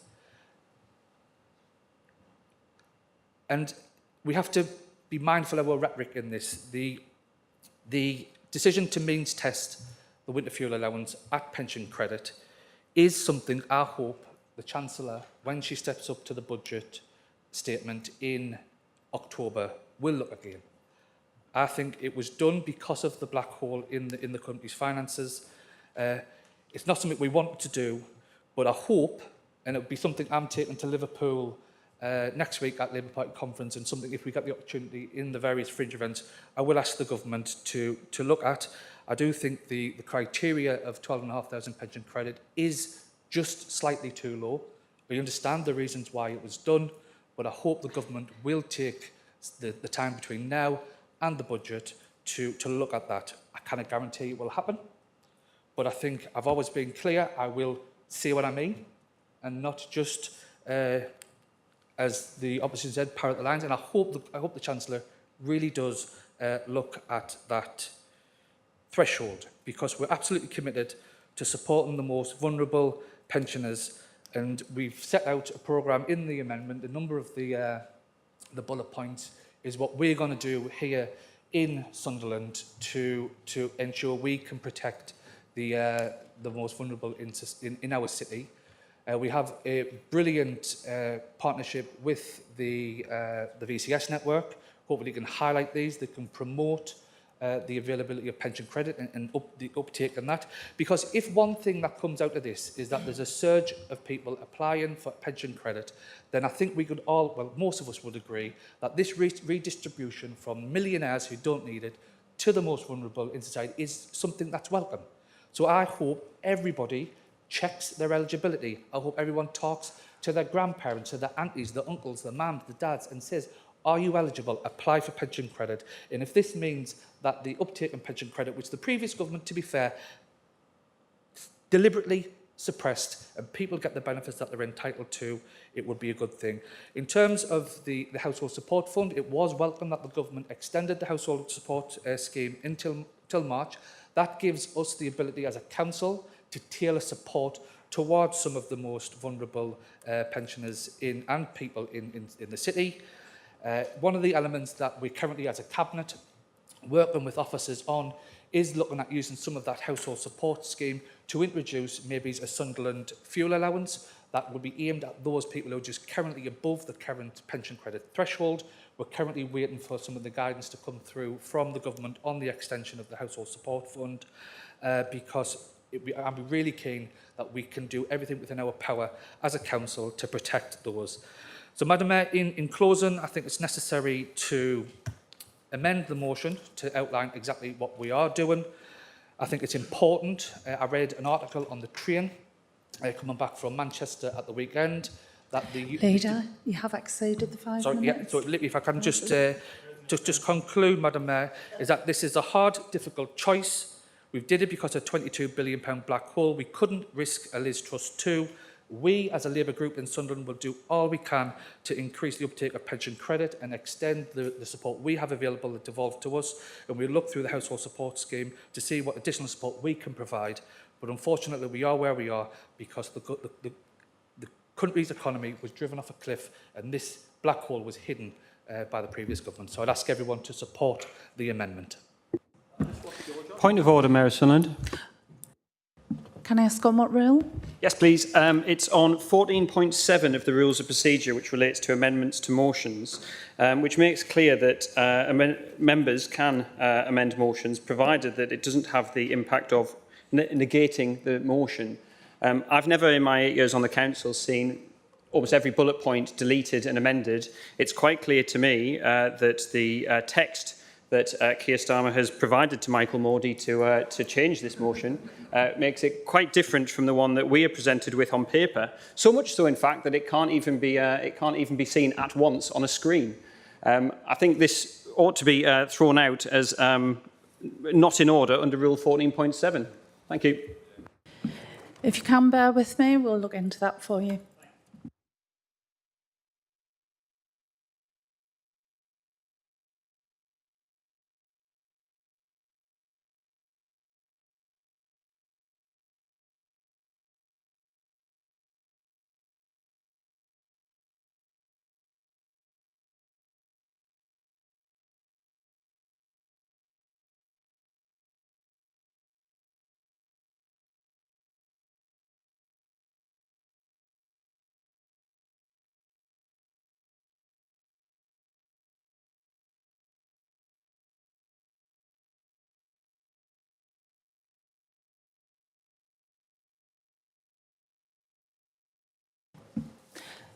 Okay, thank you for that point of order. Unfortunately, it doesn't negate it, and it is on the same subject. It does actually amend it. Thank you. Thank you. I understand that prior notice has been received from Councillor Edgeworth and Hartnack. Do you wish to speak on the amendment? Would anybody else like to speak on the amendment?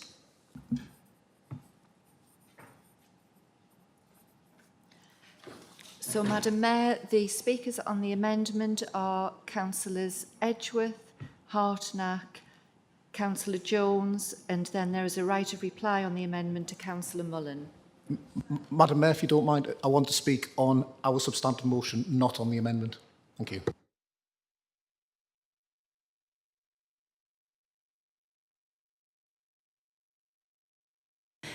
Councillor Edgeworth. Thank you, Madam Mayor. We do support the list of suggestions in terms of activity that the leader has proposed in the amendment, but as Niall Hodson has pointed out, I think it does effectively negate the motion in our view and doesn't acknowledge Labour's political choice to implement austerity, which they've always told us was a political choice and not a necessity of economic inheritance. So I don't think we'll be supporting the amendment. To the wider issues, whether through cock-up or conspiracy, this Labour government is going to be remembered for penalising older people in communities up and down the country as one of the first things they've chosen to do. After taking office, without public consultation, without an impact assessment, and without a thought for those struggling pensioners just above the threshold of pension credit at a time when fuel bills are set to rise. This disastrous Labour government can't even match Liz Truss because the only thing she ever did manage to do was put in place some kind of scheme to help with people's energy bills. I've no doubt that the legacy of the last Tory government is toxic, but as Labour councillors have delighted in telling us again and again in recent years, implementing austerity, implementing spending cuts and this cutting of the winter fuel allowance for those pensioners who are just about managing is a political choice and a cruel political choice at that. Labour have chosen to penalise older residents instead of opting for choices like restoring the levy on the big banks back to 2016 levels, introducing a decent energy company windfall tax, increasing a digital services tax, taxing share buybacks or reforming capital gains system, all of which would be fairer way to raise revenue than axing winter fuel payments. The Lib Dem motion on the agenda is substantively different to this one because the Tories are asking to reverse this decision in its entirety, whereas we're asking for a new, fairer threshold of eligibility. And as the leader has alluded to in his remarks, that's obviously a much fairer ask, as no one is saying that millionaires should continue to get the winter fuel allowance. And to be fair, I think MPs like Emma Lou Buck even made that point when they abstained, and that a binary choice between the current threshold that's been introduced by the Labour government or going back to the old system isn't a good choice. So I don't know what will happen to our motion, but I think it is substantially different, and the ask is certainly for a review of the fairer threshold of eligibility, which it sounds may have some support on Labour benches. The system that's been imposed is too narrow. People who are just above the threshold who need support are going to miss out, and it doesn't really take account of the fact that however much work you do to get people to sign up to pension credit, some people in that age bracket just won't do that, and therefore will miss out on help which they deserve. So if Labour colleagues can't agree to this motion, which obviously they're not through the amendment, then I think we can't just support the status quo. I echo Anthony Mullen's point that if this was a Conservative government taking this decision a few months ago, you'd all be shouting from the rooftops about how unfair it is. You know you would be. And if you want to remain credible, you need to acknowledge that just because it's a Labour government doing it doesn't mean it's the right thing to do. And you need to decide what your priorities are. Is it doing the right thing, or is it just doing whatever Keir Starmer and his right-hand man, Michael Mordy, tell you to do? We need a rethink. We need a fairer system that doesn't just strip support from those who need it and deserve it this winter. Thank you, Madam Mayor. Councillor Jones. Yes, thank you, Madam Mayor. We knew the choices facing our new government were never going to be easy, given the economy we've inherited that has barely grown in 14 years, and national debt that has more than doubled since 2010. Public services like the NHS are broken due to a lack of reform and 14 years of chronic underfunding. Things have been made even harder when a £22 billion black hole appeared literally overnight after the general election. Did the Conservatives disclose this black hole to the government spending watchdog? No. Did they disclose it to Parliament? No. And did they disclose it to the people across the country before the election? No. Absolutely not. No. So, as usual, party first, country second, the true story of the Conservatives' record in power and the track record of promising responsibility but presiding over recklessness beyond belief. You will see from our motion that we will continue to support those individuals most in need and look at additional ways we can help. However, support mechanisms have already been in place for some time and were necessary due to the previous government. Had the local Conservatives undertaken due diligence before their proposed motion, they would have seen that our council are already delivering many of the things that they suggested. I suggest they take a look at the Sunderland Financial Wellbeing Strategy for 2023 to 2026, which came from their state-induced cost of living crisis. So our amended motion this evening is a genuine commitment, not a political stunt. And by that, I find it ironic that opposition now claim to care about the elderly. But where were their motions or concern for the elderly during their 14 years of being in government? With a broken NHS and social care system, COVID-19 pandemic, the cost of living crisis, I could stand here all night and go on and on. So before you complain about this government having to fix your mess, why don't you apologise to pensioners for breaking the public finances in the first place?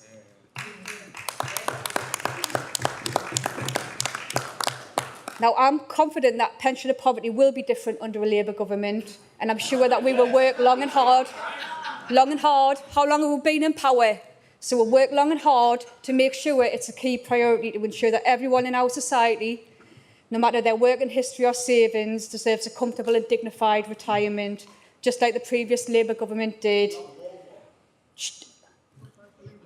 However, we need to fix the foundations of the economy first to deliver on our mandate, and sadly that will take time. This government will not pull the wool over the British public's eyes. The Conservatives put financial stability at risk, and we will bring it back. And that is why I am happy to second this motion, Madam Mayor, and reinforce to each and every resident across Sunderland, Washington and the coalfields that our Labour group genuinely cares about you, and we will do everything that we can to support you and to those most in need. Thank you, Madam Mayor.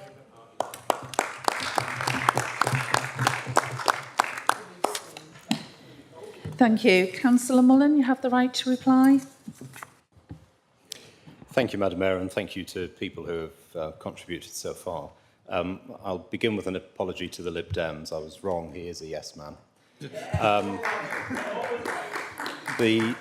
One of the comments made was that we have to avoid Liz Truss, and I read that there is something called the Liz Truss lock now within the Labour Party, where they're consulting on taking voting on the leadership away from members, something which seems to have been trialled here in Sunderland to great success. I'm just going to run through some of the arguments that have been made, but I think the fact that Michael Hartnack and Stephen O'Brien were laughing in sync is probably more impactful than anything I can say.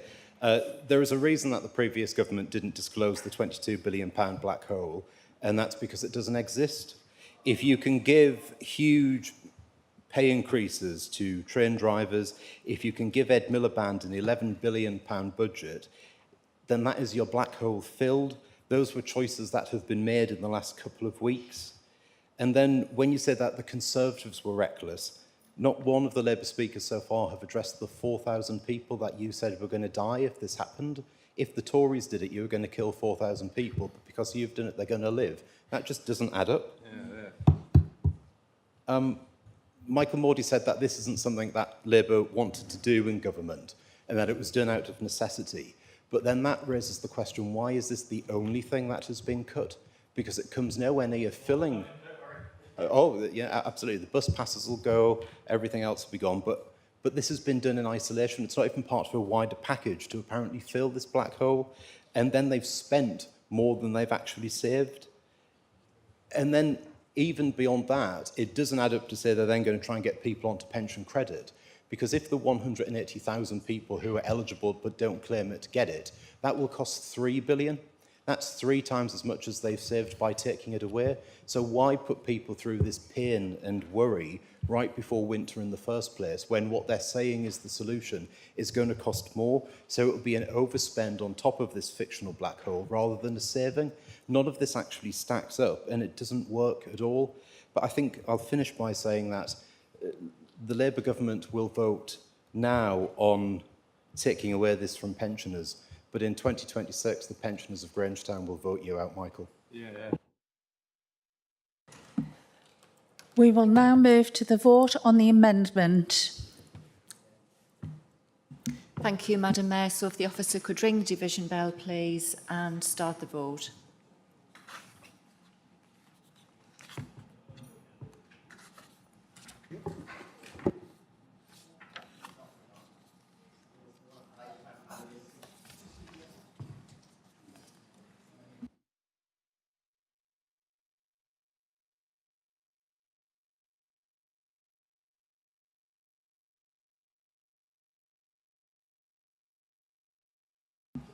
So, members, the vote will be closing now.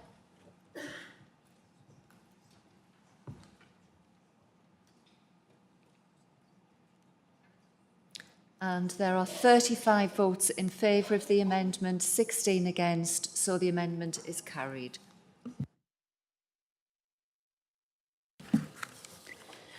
Thank you. As the amendment, the motion, and the motion itself is quite lengthy, are members happy for me not to read the substantive? I don't know what you're trying to say, right? Thank you. Does any member wish to comment further on the substantive motion? Councillor Hartnack, Councillor Bernicle. So, Madam Mayor, the speakers are Councillor Hartnack and Bernicle, and Councillor Mullen does still have a further right of reply. Councillor Hartnack. Thank you, Madam Mayor. And may I start by saying that it is indeed almost a joy to be part of a political party which is now entirely in opposition to this disastrous, duplicitous, dishonest and incompetent Labour government led by the champagne socialist in chief, Mr Two-Tier Keir. Madam Mayor, I look forward to future debates in this chamber where opposition parties will be given the space to be openly critical of the government, and I wonder if those on the opposite side of this chamber who are firmly against the government's policy to withdraw the winter fuel allowance will speak out against it. I think that will be very unlikely, and let me say this loud and clear to all of you on that side of the chamber. For those whose consciences lean against this barbaric and cruel withdrawal of an allowance, which even Starmer has previously claimed would cost 4,000 lives, then shame on you if you don't speak out, like your weak and quite disgraceful 2 Sunderland Labour MPs, too afraid to support the very people who voted for Labour only a few weeks ago. Oh, and the very hypocrisy of it all. Starmer's clothing scandal, your Chancellor claiming £3,700 a year for heating her second home. I wonder if she'll be giving up that, and I doubt it very much. Now, Madam Mayor, those in the Labour seats opposite will undoubtedly follow the government's propaganda script that those most in need, those on pension credits, will still receive the allowance. Well, let me tell you about a housebound lady in my ward whose daughter has been in touch with me, along with scores of others over recent days. I'll refer to her as Beryl. She's an 83-year-old, very independent widow who falls outside of the council's well-being help strategy. She lives in her own home, has an overall income due to her late husband's workplace pension of around £3,000 above the pension credit limit. She has very modest savings of around £4,000, which she now has to dip into on a monthly basis to simply cover household bills and other commitments.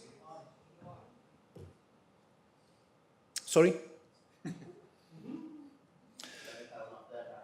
Beryl does receive a lower level attendance allowance, which is paid to her daughter, who attends to her cleaning, her shopping, etc. But otherwise, Beryl is a very proud and fiercely independent lady, having worked all her life as well as bringing up her children and never claiming government benefits.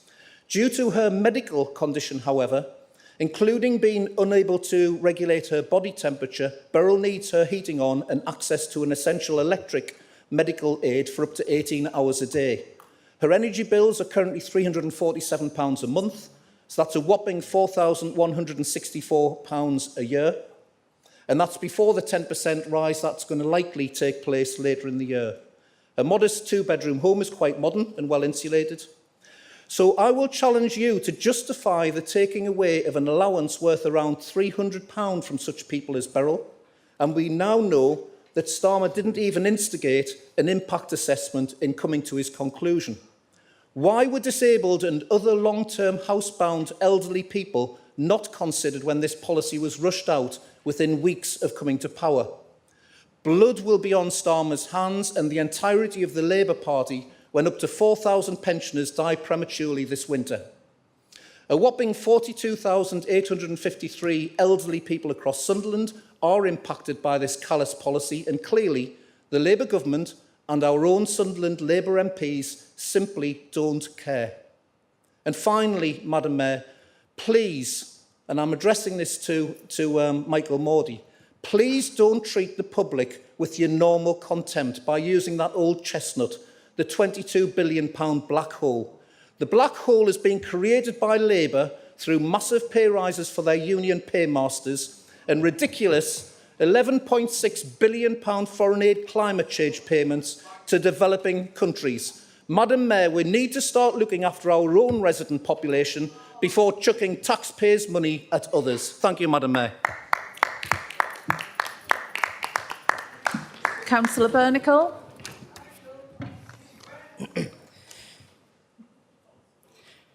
Thank you, Madam Mayor. So this motion was brought about to address a matter of huge concern, one that reflects not only on our local governance, but on our collective humanity. The winter fuel allowance, a vital support for many of Sunderland's elderly residents, has been cut. The statistics are alarming. 82% of our residents who currently receive this crucial aid will lose it this winter. This equates to 42,000 elderly individuals who will face the cold months with diminished financial support. And let's not forget the broader context in which this issue unfolds. While the Prime Minister enjoys gifts such as football hospitality tickets and clothing for himself and Lady Starmer, and Rachel Reeves claimed over 3,000 in heating allowances, our pensioners, those who laid the foundations of our society, are left vulnerable and unsupported. This stark disparity is an unacceptable injustice that demands our urgent and empathetic attention. This Council has a moral and practical obligation to act. I feel it's our duty to stand up for those who are most vulnerable among us. As the cold months approach, we need to ensure that it's not a season of hardship for our elderly residents. And I'm aware that the Lib Dems they were behind our original motion. Our concern for our community's well-being is a powerful force. We've got the power to make a difference through our compassion, diligence and commitment. We can safeguard the well-being of Sunderland pensioners and reaffirm our dedication to fairness and justice. So we need to act decisively and make sure our actions reflect the values we hold dear. Our proposals included several practical measures designed to alleviate the impact of the decision to cut pensioners' support. But now that it's been defeated, I was going to ask you all to come together and support our original motion, but now that you've voted for the amendment, I guess we can't do that. So thank you to everybody for listening.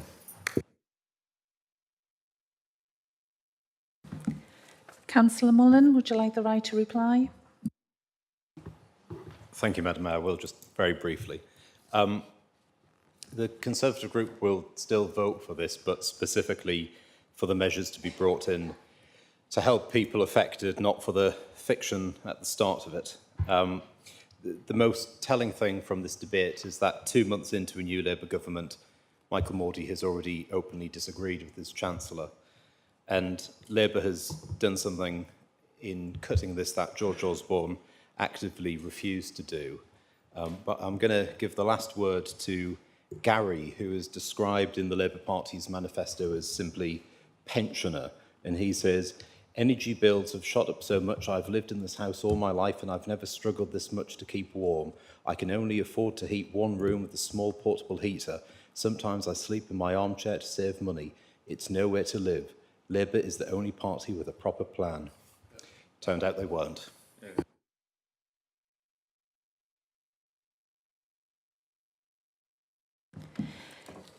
Can I ask if the substantive motion as amended is agreed? We will now move to the vote on the motion. Thank you, Madam Mayor. So if the officer can open the vote, please.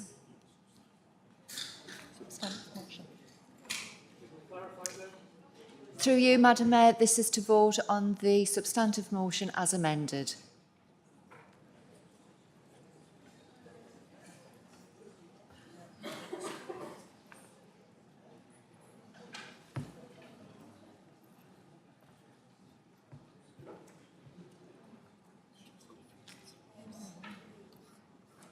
And so if the vote could be closed now, please.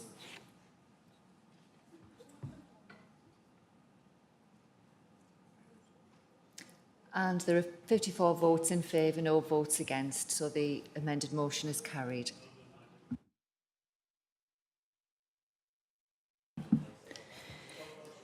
We will now deal with the notice of motion, which is titled Save Winter Fuel Payments. I call upon Councillor Edgeworth to read and move the motion. Thank you, Madam Mayor. Council notes the recent announcement by the Government to end universal winter fuel payments and restrict eligibility to only those in receipt of pension credits and other benefits. Council is deeply concerned that many pensioners on low and middle incomes will not receive the payments. Council therefore resolves to instruct the Chief Executive to write to the Chancellor of the Exchequer calling for the policy on linking winter fuel payments to pension credit receipt to be immediately paused and for the introduction of a new threshold to determine eligibility for winter fuel payments and commence a significant council awareness campaign to maximise uptake of pension credits. Thank you. Councillor Fagan, do you second the motion? I second the motion. Thank you, Madam Mayor. Councillor Edgeworth, do you wish to speak to the motion? Thanks, Madam Mayor. I'll keep it brief as we've already had the argument, but just to point out that I think the ask in this is more reasonable than the ask in the previous motion. We are asking for a fairer system and a fairer threshold rather than a wholesale return to the previous universal payments, which, as people have said, went to millionaires, which nobody wants to see. This is in line with what lots of Labour MPs like Emma Lewell-Buck and Rachel Maskell are asking for. All we ask is that councillors have a bit of courage to write to the Chancellor and ask for a review of the threshold. I don't think that's unreasonable, and I think it's the least that pensioners who are just above the threshold deserve from us tonight. Thank you, Madam Mayor. Councillor Fagan, would you like to speak? No, thank you. I think it's all been said. Thank you. I understand that the Leader wishes to move an amendment. Leader, would you like to move the amendment? Thank you, Madam Mayor. Sense of déjà vu here. In the first sentence after notes, delete the remaining text and replace with that because of a 22 billion hidden black hole in the country's finance left by the previous Conservative government, Sunderland residents who previously received the winter fuel allowance will no longer be eligible due to the recently announced mains test. Delete the second paragraph and replace with to support residents that could be affected by the change, Council will. Delete both bullet points and replace with ask the Cabinet Member for Corporate Services and Equalities to conduct an impact assessment of this decision and report the findings back to Economic Scrutiny Committee. Continue to use our established communication channels and work with the partners to promote pension credit, including delivery of our 2024 bespoke annual pension credit campaign letter. Work closely with the VCS organisations to help residents check their pension credit eligibility and support sign-up at sessions in and around the heart of our local communities. Ensure our commissioned welfare rights service continues to offer telephonic and face-to-face support across Sunderland, Washington and the coalfields, not just at City Hall, to maximise accessibility. Continue targeted approaches to identify potential individuals that may be eligible for pension credit. Explore the potential for a discretionary fund to support residents that fall just outside of the revised criteria thresholds. Continue to deliver the key aims and objectives identified in the Sunderland Financial Wellbeing Strategy 23-26 to mitigate the previous and ongoing effects from the previous government's cost of living crisis and help residents to manage through the current economic challenges. Therefore, the amended notice of motion reads, this council notes that because of a 22 billion hidden black hole in the country's finances left by the previous Conservative government, some Sunderland residents who previously received the winter fuel allowance will no longer be eligible due to the recently announced means test. To support residents that could be affected by this change, Council will ask the Cabinet Member for Corporate Services and Equalities to conduct an impact assessment of this decision and report the findings back to Economic Scrutiny Committee. Continue to use our established communication channels and work with partners to promote pension credit, including delivery of our 2024 bespoke annual pension credit campaign letter. Work closely with the VCS organisations to help residents check their pension credit eligibility and support sign-up at sessions in and around the heart of our local communities. Ensure our Commissioned Welfare Rights Service continues to offer telephonic and face-to-face support across Sunderland, Washington and the coalfields, not just at City Hall, to maximise accessibility. Continue targeted approaches to identify potential individuals that may be eligible for pension credit. Explore the potential for a discretionary fund to support residents that fall just outside of the revised criteria thresholds, and continue to deliver the key aims and objectives identified in the Sunderland Financial Wellbeing Strategy 23-26 to mitigate the previous and ongoing effects from the previous government's cost of living crisis and help residents to manage through the current economic challenges. Thank you, Madam Mayor. Point of order, Mayor Sunderland. On what rule? Thank you, Mayor Sunderland. It's 14.7 on amendments to motions, which has two clear points, which makes out if you're leaving out words or inserting or adding words that have the effect of negating the motion, it will not be valid. I think even more so than in the last instance, when Paul Edgeworth was outlining this motion, he made clear that there are two straightforward bullet points. Both have been removed. Therefore, the motion has been entirely negated and the amendment should be withdrawn. Again, if you can bear with me a couple of moments, thank you. Point of order.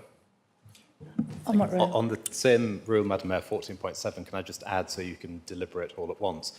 In 2021, when we had a motion which the Labour Group also had on COVID vaccines, we were advised that in order for that to stay on the agenda, it had to remain sufficiently different to the first one. This is just the last motion. Thank you. Again, if you can bear with me a few moments, thank you.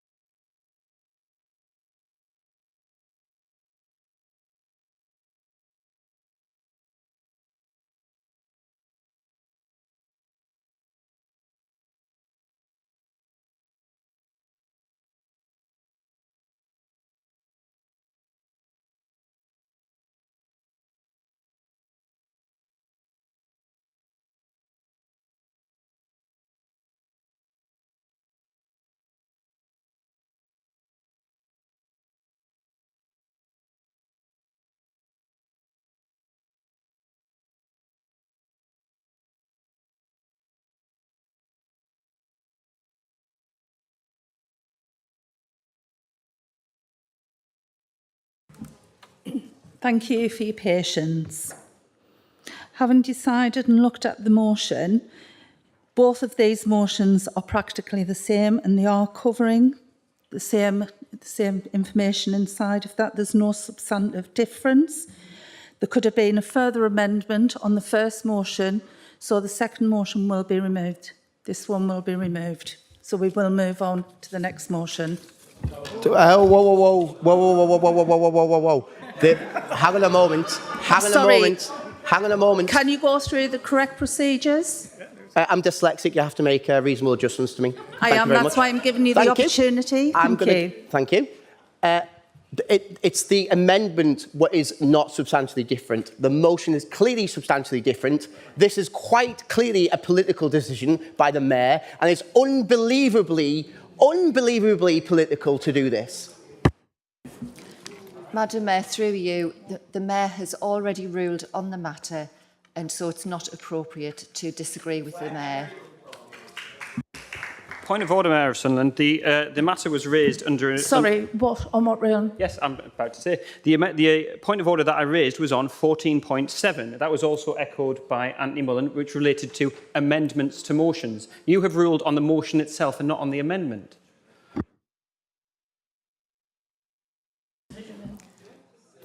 Madam Mayor, through you, my understanding of Councillor Mullen's point of order was that he was essentially saying that the second motion was not substantially different. But the fact is, members, the Mayor has ruled on the matter and decided to proceed to the next motion. Point of order. Thank you, Madam Mayor. Two, if you don't mind. First one on the previous point of order, that isn't what I was saying. I was saying that the Labour Group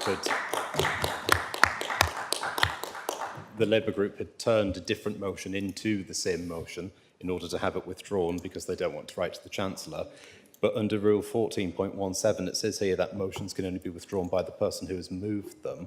Where is the rule that says it can be withdrawn because it's been made to be a different motion by the Labour Group? Madam Mayor, through you, it is for the Mayor to control the conduct of the proceedings, and the Mayor has taken the decision that the two motions are dealing with the same subject matter. We will now move on to the notice of motion, tackling childhood poverty. Mayor of Sunderland, can I move a point of order, please? On what rail? 13E. I think it's 13E. Yes, sorry, 13D. Regarding motions that have been moved at the council, I think that actually what has happened there ought to be referred to the Standards Committee. The discussion made quite clear that two bullet points which were raised by Paul Edgeworth, which were not in a Conservative motion, were then negated by the amendment moved by the Leader of the Council. That has not been acknowledged at any point. That was the substantive difference between the two motions. The amendment was precisely the same, which, by the way, would itself, had it been carried, be in breach of Rule 12.3D, because it would have meant that the motion was precisely the same as another one which we'd debated mere moments ago. But the fact that the two bullet points that were removed from page 216 of our agenda has been done is, to my mind, a political decision, and I would like this referred to be considered by the Standards Committee. Madam Mayor, through you, I would suggest Councillor Hodson's misunderstood the reference to a matter being referred to an appropriate body or individual. If he has a complaint that he wishes to refer to the Standards Committee, there is a procedure for doing that. There is a Code of Conduct complaint form. He can do that. Please arrange for someone to see.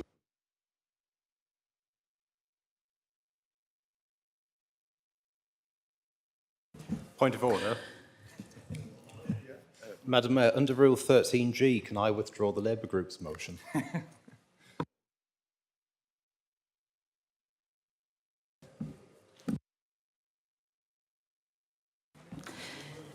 That's already been agreed. We will move on to the next motion.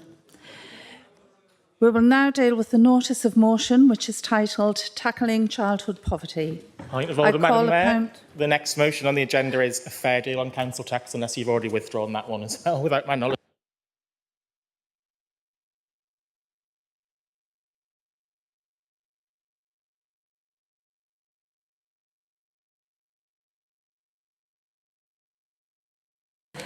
My apologies. We will now deal with the notice of motion, which is titled A Fair Deal on Council Tax. I call upon Councillor Edgeworth to read and move the motion. Sorry, Madam Mayor, sorry. Could we get Michael Dixon back in, please? Yes, of course.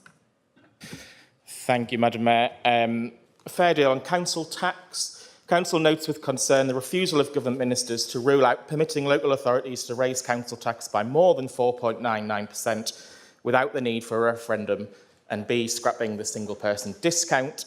Council further notes that leaders of all three political groups jointly wrote to the then Chancellor of the Exchequer in November 2023 calling for additional funding for local authorities and stating that moving the burden to council taxpayers is not the solution and that government support is needed urgently to ensure service sustainability and to reduce the burden on council taxpayers. Council believes that the need for additional funding for local authorities and the need to avoid moving the burden to council taxpayers are principles which still apply now as they did in November 2023. Council therefore resolves to instruct the Chief Executive to write to the Chancellor of the Exchequer and to the Deputy Prime Minister and Secretary of State for Housing, Communities and Local Government to ask them to fully fund local government to allow Sunderland City Council to meet inflationary pressures, pay pressures and growing demand for local services, commit to preventing local authorities from imposing large council tax increases in order to avoid moving the burden to council taxpayers, and commit to retaining the single-person discount. Thank you, Madam Mayor. Councillor Haswell, do you second the motion? I second the motion, Madam Mayor. Reserve the right to speak at the end. Thank you. Councillor Edgeworth, do you wish to speak to the motion? Thank you, Madam Mayor. We submitted two motions because I thought that might happen to the last one, so just in case. As we've already discussed in the previous motion, we aside Liberal Democrat councillors do not believe that it's fair or sustainable to balance the books on the back of people in Sunderland on low and middle incomes, and that's why we're bringing forward this motion, which we hope all parties will be able to support, send a message that we do not believe it's right for residents to face huge council tax hikes, and we do not believe it's right that single people living by themselves should be the victim of Labour cuts focused on those who can least afford it. On top of the winter fuel payment fiasco, removing the single-person discount really would be a kick in the teeth to so many people who are just about managing across Sunderland. It's clear that from just a few weeks of this heartless Labour government, they've made a political choice to implement a new era of austerity. After all, Labour councillors have banged on for years and years in this chamber about austerity being a political choice, even when there was a terrible economic inheritance from the last Labour government in 2010, and even when those parties had a manifesto commitment to do something about it. So if they're now to argue that austerity isn't a political choice and is an economic necessity, either they were hypocrites or they were lying. So in light of this new Labour age of austerity, it's important this council sends a strong message to government that we do not want to move the burden onto council taxpayers any more than it already is.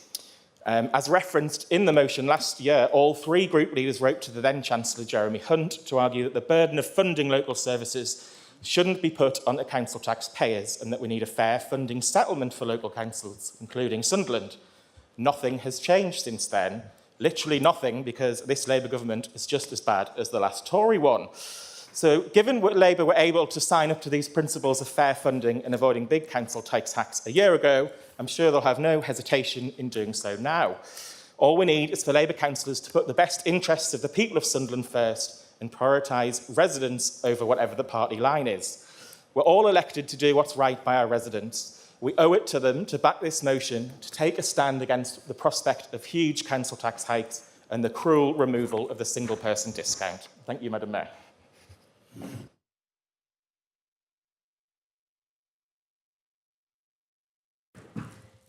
Thank you. I understand that the Leader wishes to move an amendment. Leader, can you read this out?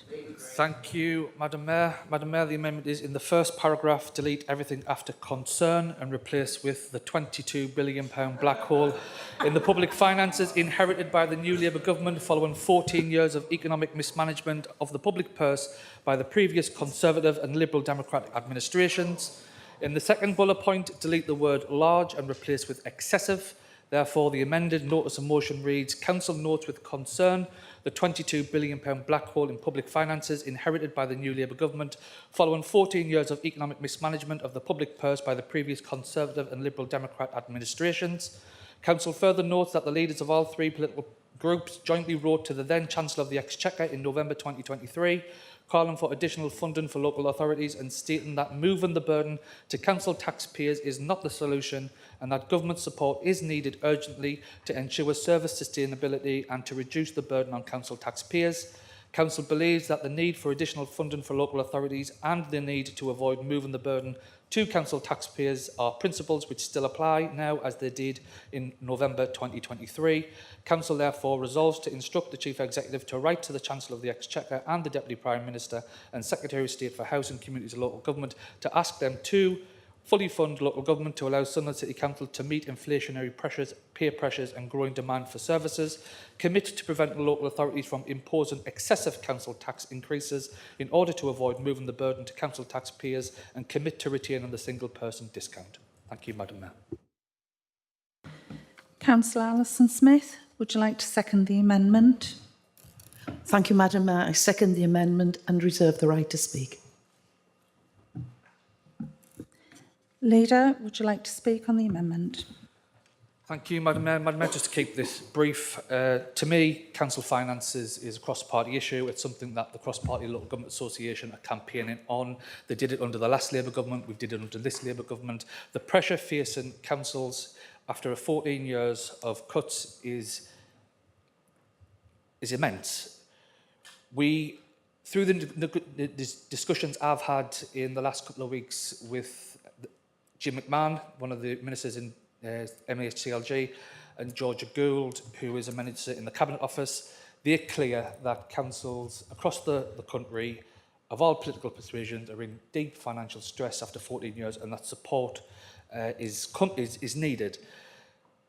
The indications from the Local Government Association is that the government are looking at one-off, one-year specific support around adult social care, children's social care and temporary accommodation. They're the three core areas where councils' budgets are under pressure. So what I'm hearing from the Local Government Association is that the government will come forward with a one-year fundal settlement this financial year as take the time between now and next financial year to look at and literally look at the figures of the finances, and that's going to feed into a multi-year settlement the year after. But I've been clear when we've been in opposition in government to now we're in government, in majority control here, council finances need resolving. We need a fairer funding settlement. We need a council tax review. We need business rate support. So my position hasn't changed, even though we have a Labour government. And I'm pleased to announce, hot off the press, Madam Mayor, that I've just been elected onto the Labour Party National Policy Forum. The results have been announced tonight, so I've got a direct route into the National Labour Party position, elected by over 3,000 Labour Party members in the region. And now that means this Labour Council, this Labour group and the Sunderland City Council has a direct route in now to the policy-making procedures of the Labour Party. That can only be a good thing. I'll wear the badge of honour that I'm a Kia Starmer yes man, because working with the Prime Minister, working with the government is in the benefits of the city. Only together we will work in the interests of Sunderland. So I'm happy to support the amendment just slightly to acknowledge the situation we find ourselves in, change the excessive wording, keep the remainder, because I do think it's important, and it'll be something I'll be taking to Liverpool next week in any discussions I have about retaining the single person discount. I think it's an important element to people. I will do all I can within my power, as leader of the council, leader of the Labour group, to press upon ministers how important that is, and I'm asking colleagues to support the amendment.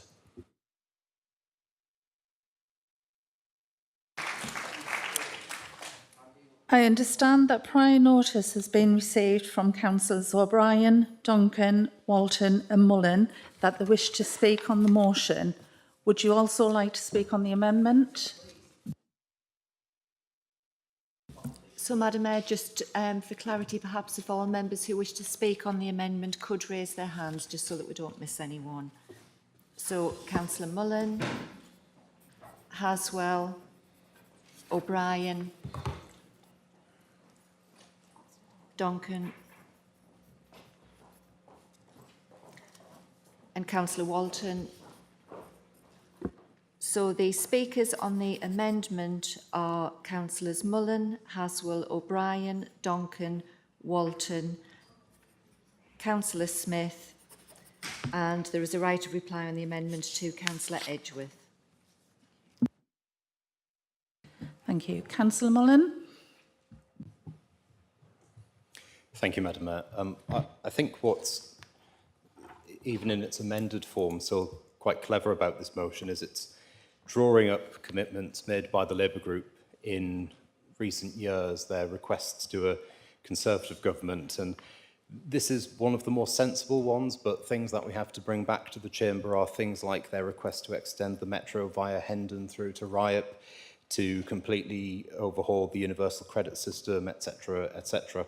And it'll be a test of whether or not, when they asked for these things, they were intentions for when they got into government, or whether it was just political campaigning against the Conservative Party under the banner of supposed cross-party support, which we gave them on some of those things. I'm open-minded, actually, about the idea of removing the referendum limit on council tax. I believe that if people locally vote for a Labour Party that commits to large tax increases, then local government should have greater freedom to exercise that right outside of the control of national government. If Labour councillors here or elsewhere want to put forward proposals for large tax increases and the public then votes for them, they should be free to say that that's what they believe. And equally, if Conservative groups, for example, want to say that they would have a lower level of council tax, then they should be able to offer that without instruction from national government. The problem with that theory, of course, is that we now have a Labour government that didn't actually tell people that it was going to cut their benefits or increase taxes in its manifesto. So it does make it difficult to know exactly what we're voting for. Much more important than that referendum limit, though, I think, and I said this of the Conservative government as well, particularly in scrutiny, is the need to address inflationary pressures in SEND budgets and to find solutions to adult social care, which recognise that the old system simply doesn't work now that we have a greater number of elderly people reliant upon a smaller number of working age taxpayers than used to be the case. Hopefully, Michael Mordy's election to the Labour Politburo will help him to take forward some of these messages. And if we elect all of our people, if by chance he meets any opposition, I'm sure he can turn to you, Madam Mayor, to simply have that person taken off the agenda. But overall, we're supportive of the message, minus, once again, the fiction about the £22 billion black hole.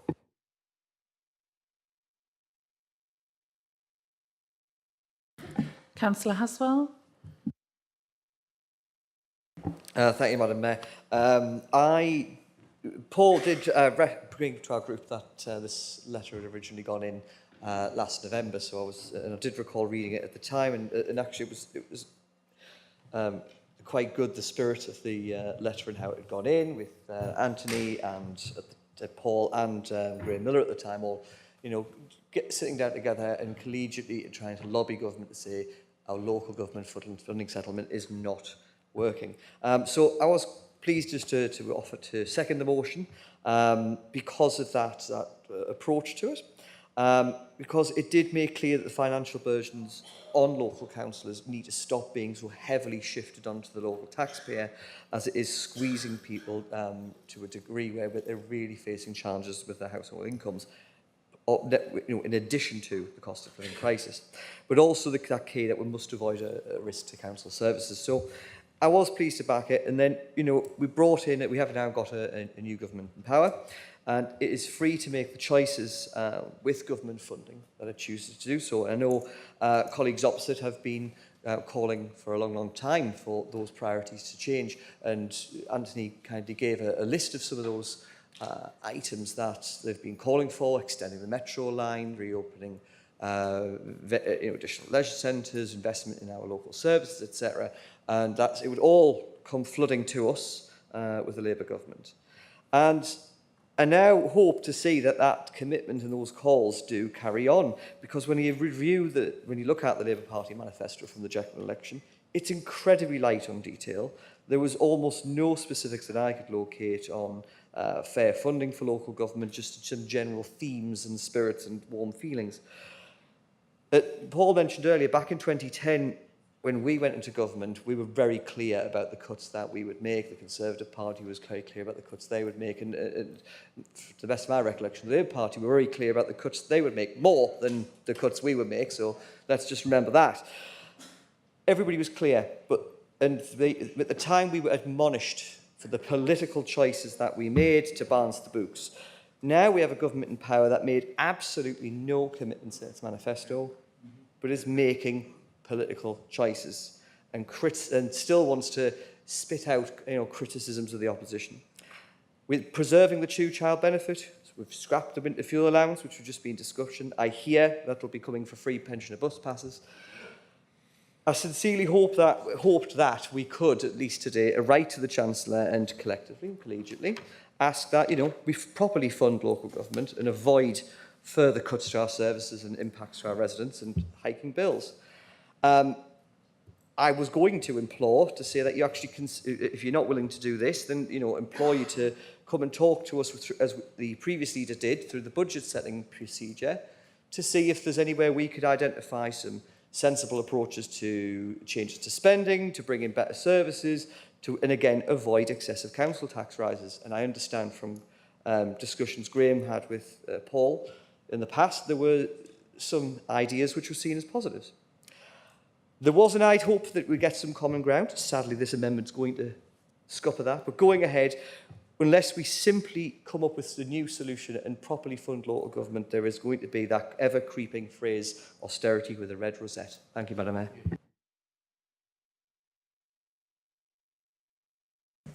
Councillor O'Brien. Thank you, Madam Mayor. I've been listening to you people for the better part of 8.5 years about it being a political choice, it's not a necessity, and it's because we're evil, callous human beings. But yet, when you do it, somehow a rainbow comes out your bum. So I don't see the difference. I do not see the difference. In fact, I see in Michael Mordy a yes man, a Keir Starmer a yes man. I see in this council leader a man who has been installed and not elected. I see the highest tax increase, if it's to be believed that the single person discount is being removed, that any government has done in local government history, is over a 30% tax rate. Only it's going to happen. What are you going to do? What are you going to do, Michael? What are you going to do? Because when it goes to Parliament, like you guys voted against the two-child limit, because you're callous now, you're callous human beings who don't care about people. Michael Mordy was talking about ESA and other things we cut. Why haven't you reinstituted them, Michael? Is it because you're callous? No, it's because the economic forecast is a bit difficult, isn't it, Michael? You can harp all you like in opposition, but when the reality of the situation is, you will put up tax like no one's business. This is the same thing I said in the budget. These people are just putting up tax like no one's business. You are hurting the poorest in society. You're going to put more people in poverty than these people did. And these are clowns, according to Davey. Like, I look at you people, I look at you guys, right? I look at you and I honestly thought you were a bit different. But it makes me wonder if our previous leader didn't want to come in because he didn't want to support your callous austerity agenda, Michael. Didn't want to support Kim McGuinness's mayoral leadership. Didn't want to support your leadership because, as I said earlier, you're weak and feeble. You'll do anything what is being opposed to you. And I will make sure I will scrutinise your travel expenses so you will know that I will release them to the public. Because I tell you what, £700 when you're taking away people's pension, winter fuel allowance, on a swanky hotel for an LJ event is ridiculous. It's utterly ridiculous. When I pay for my own accommodation to go to those things, I'll be following around like a little creeper. O'Brien, can you stick to the motion, no, I'm please? Not done. This is a motion. But you're getting a bit personal. If you can just stick to the motion, thank you. Oh, you mean when he called me an idiot last time? One rule for them and another rule for us. One rule for them and another one. I'll go with the motion. I'll stick with the motions. One rule for the Labour Party when they institute the biggest round of austerity cuts in modern history, and one rule for us when we do it, when it counts. And you guys chose to put people's wages up at £9 billion. This fictional number you have here doesn't exist. Keir Starmer did this himself. He was political choices. Political choices you had a say in, and you said nothing because you were just a bunch of yes people. You will just do whatever Keir Starmer does, and you will delight in it, Michael. And I will delight in your electoral oblivion in 2026. I will delight in the Labour Party being out of this city for the first time in 70 years and institute Paul Edgeworth as the council leader because he'll be less callous than you. Councillor O'Brien, come on, move along, please. I'll get my say. Or do you just want to? Do you want to be a liberal? This is about the amendment. I'm just going to keep going. I'm just going to keep going. Point of order, Madam Mayor. Point of order, Madam Mayor. On what rule? Thank you. Articles of the Constitution, Article 5, 5.01, role and function of the Mayor to uphold and promote the Constitution and to interpret the Constitution when necessary. I would say that the Mayor has made a decision on this and spoke to Councillor O'Brien and told him to stick to the Stick to the topic. Talking about your austerity. The Mayor's ruling is final. I'm talking about your austerity. You're happy to smile. Councillor O'Brien, can you close off your speech, please? I'll close my speech when I'm ready. I've asked you to close off your speech. I will close my speech when I'm good and ready to close it. Right.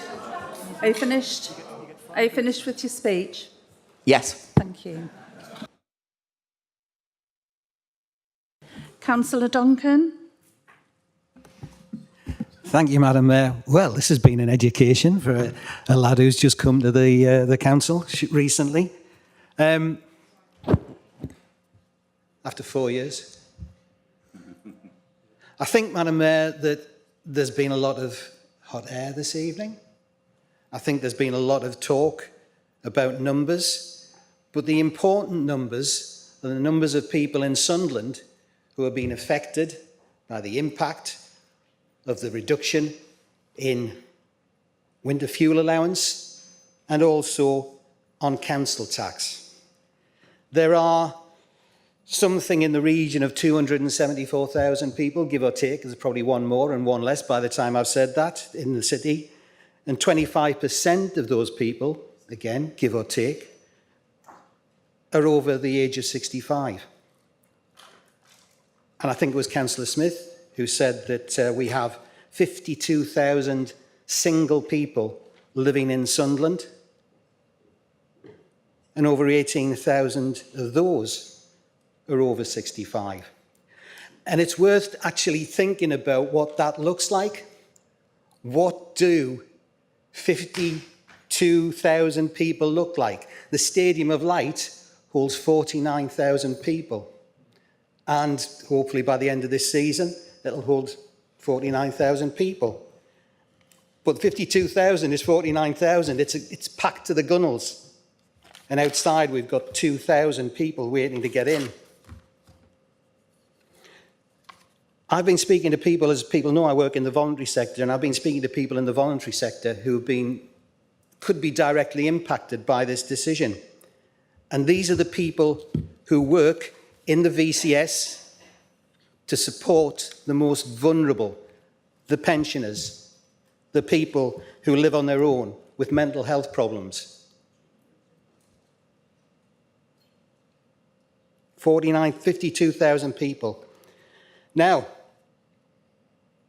I could go on talking about the iniquity of what's been said tonight, but I just go back to May of 24. The council leader spoke with the BBC and said that he believed he could work closely with Keir Starmer. He said that that partnership, which reminded me a little bit of Harry H. Corbett and Sooty and Sweep, but never mind. Some people won't get that. Absolutely sorry about that, folks. I'll try and think of a better one next time. Which would only be to the advantage of the people in the city. Only be to the advantage of the people in this city. Yet we're standing here talking about reducing winter fuel allowance.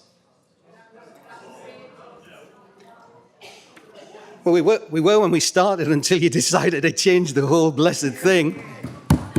Councillor Duncan, can we My stick to colleagues the opposite. motion? Sorry, can I continue with my speech, Madam If you Mayor? can stick to the amendment that we're discussing now, thank you. I would like to see, I think as other people have said, people on the opposite side working with the opposite side here and working with them. We've had one person, one councillor from the other side who would not accept what had happened previously, would not accept and became an independent councillor. I don't think he's here this evening.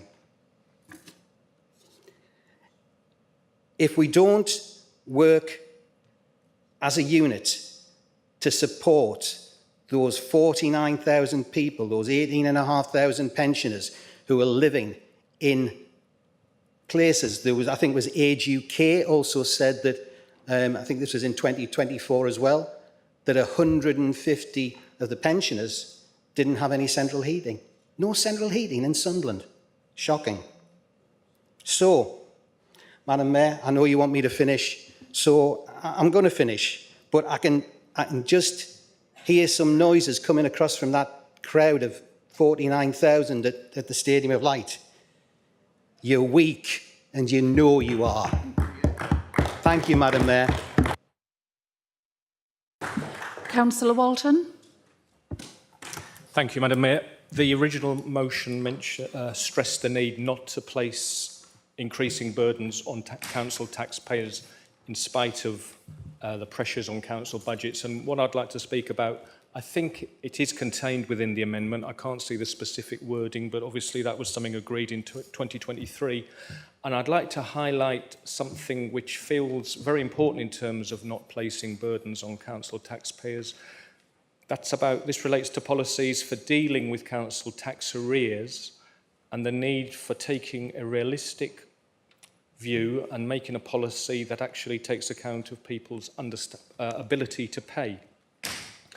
Members may have seen an article from Martin Lewis that was actually in an edition of The Guardian this month, calling out the fact that, unlike mainstream lenders, councils are allowed to demand that council tax arrears are repaid in full after even one missed payment. Martin Lewis contrasted this with the legal obligation on commercial lenders to engage with customers who miss payments, offering them repayment options. And I suppose it is worth highlighting the national context that there's been a 9% increase in council tax arrears over the last year. That's nationally, with 3 million people having faced bailiff or enforcement action as a result of falling into arrears in the last 2 years. Really, what I'm wanting to urge on members is that, if not already in place, this council builds in policies that ensure that we engage with residents who fall into council tax arrears with the aim of agreeing repayments that are based on the residents' ability to pay. Thank you, Madam Mayor.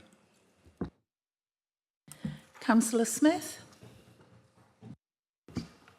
Thank you very much, Madam Mayor. I am going to speak on the amendment regarding council tax, which is my brief.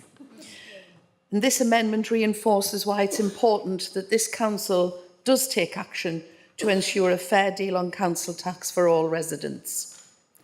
Over preceding years, this council has taken steps to ensure the enforced rises were kept to a minimum, resulting in Sunderland maintaining the lowest council tax in the North East Devolved Authority, whilst, for example, Conservative-controlled Northumberland have the highest rate.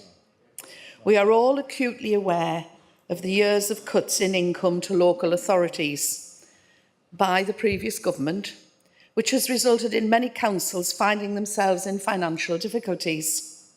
Now, as some of you may be aware, I'm not the youngest person in the room tonight, so could be forgiven for having lapses of memory.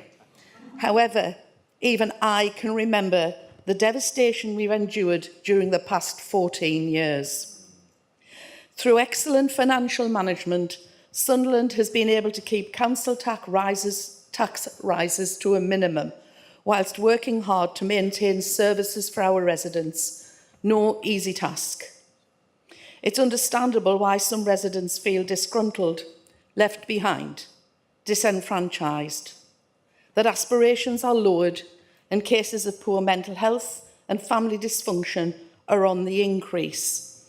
And just to address Councillor Donkin's point about working together, when we were trying to work together with some of the most vulnerable people in our city, with the homelessness working group, the Liberal Democrats chose not to be involved and attend those meetings.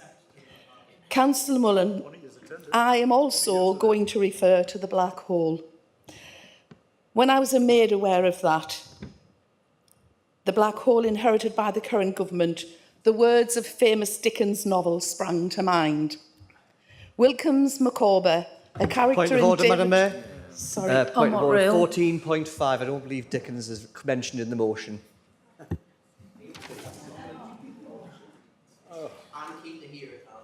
Thank you very much, Stephen. I'm happy for it to continue, Councillor. Thank you very much, Madam Mayor. Mr Micawber, a very well-known character in David Copperfield, eloquently warns of the downside of debt. He says annual income £20, annual expenditure £19.19 and 6 results in happiness. Annual income £20 and annual expenditure £20 and 6 shillings results in misery. Debt will blight your life. Point of order, Madam Mayor. 14.5. I believe the speech is now moving on to the imperial system. We're discussing council tax in metric. Can we keep it to the motion? Thank you.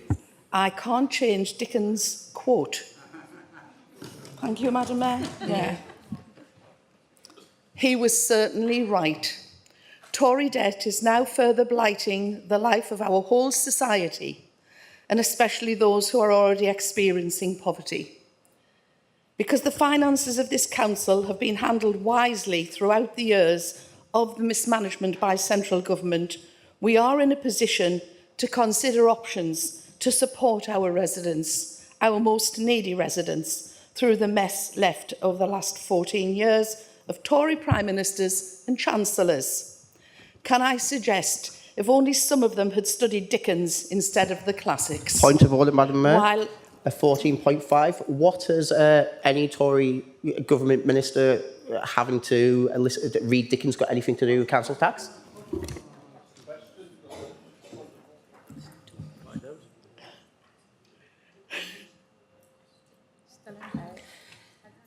Don't agree with that. If you can continue, and if people would allow the speech to finish, thank you. Thank you very much. We did have the classics thrown at us throughout one of the premierships, and I'm just referring to an alternative view. And with that, I urge you all to support this amendment. Thank you very much.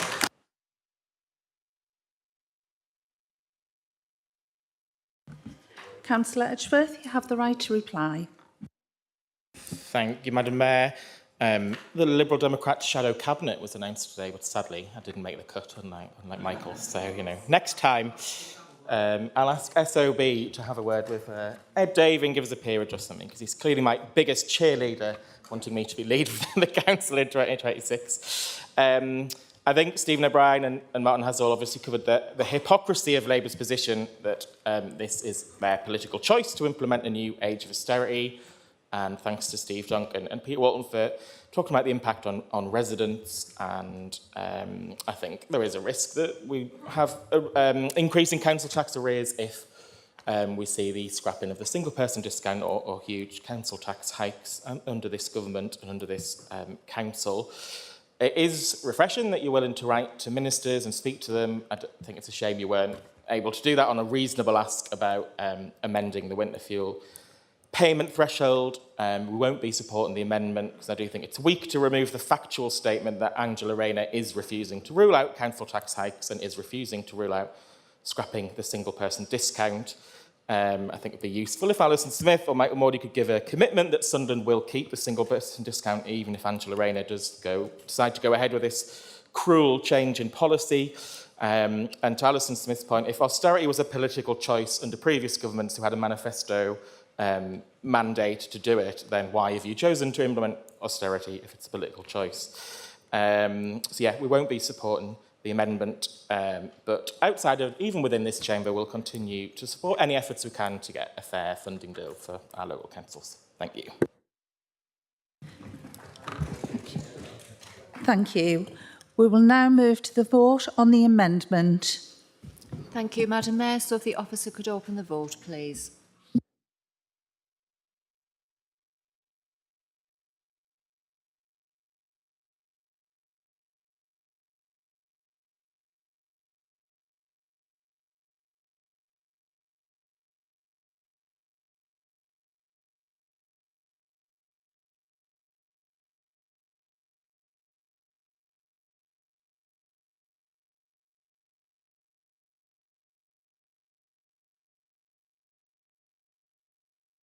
Members, the vote will be closing now.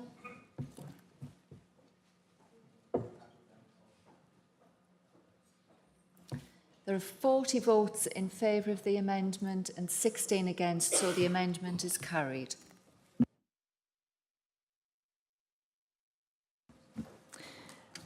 Thank you. Again, with the amendment on the vote, on the motion, are you happy for me not to read out the full motion? You want me to read it? Yeah.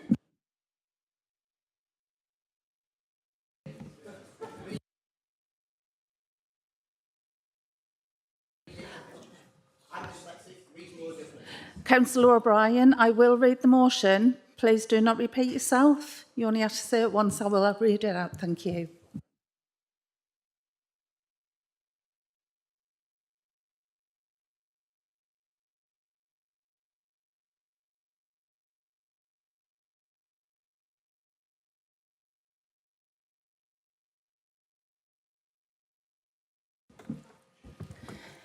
Council notes with concern that the 22 billion black hole in public finances inherited by the new Labour government following 14 years of economic mismanagement of the public purse by the previous Conservative and Liberal Democrat administrations.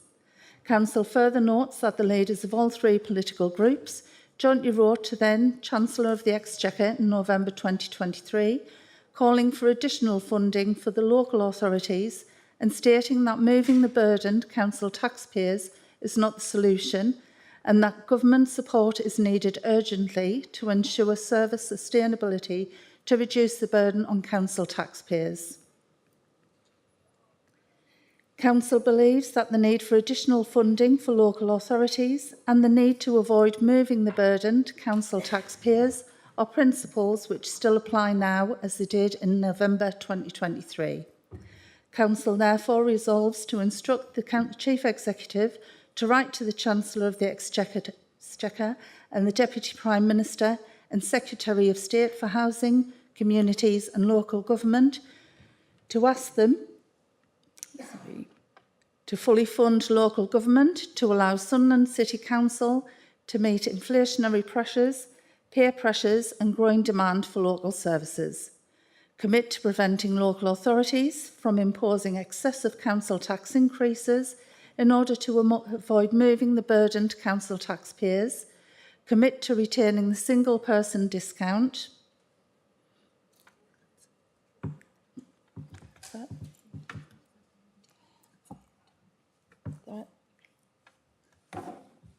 that done? Thank you. Thank you. Does any member wish to comment further on the substantive motion?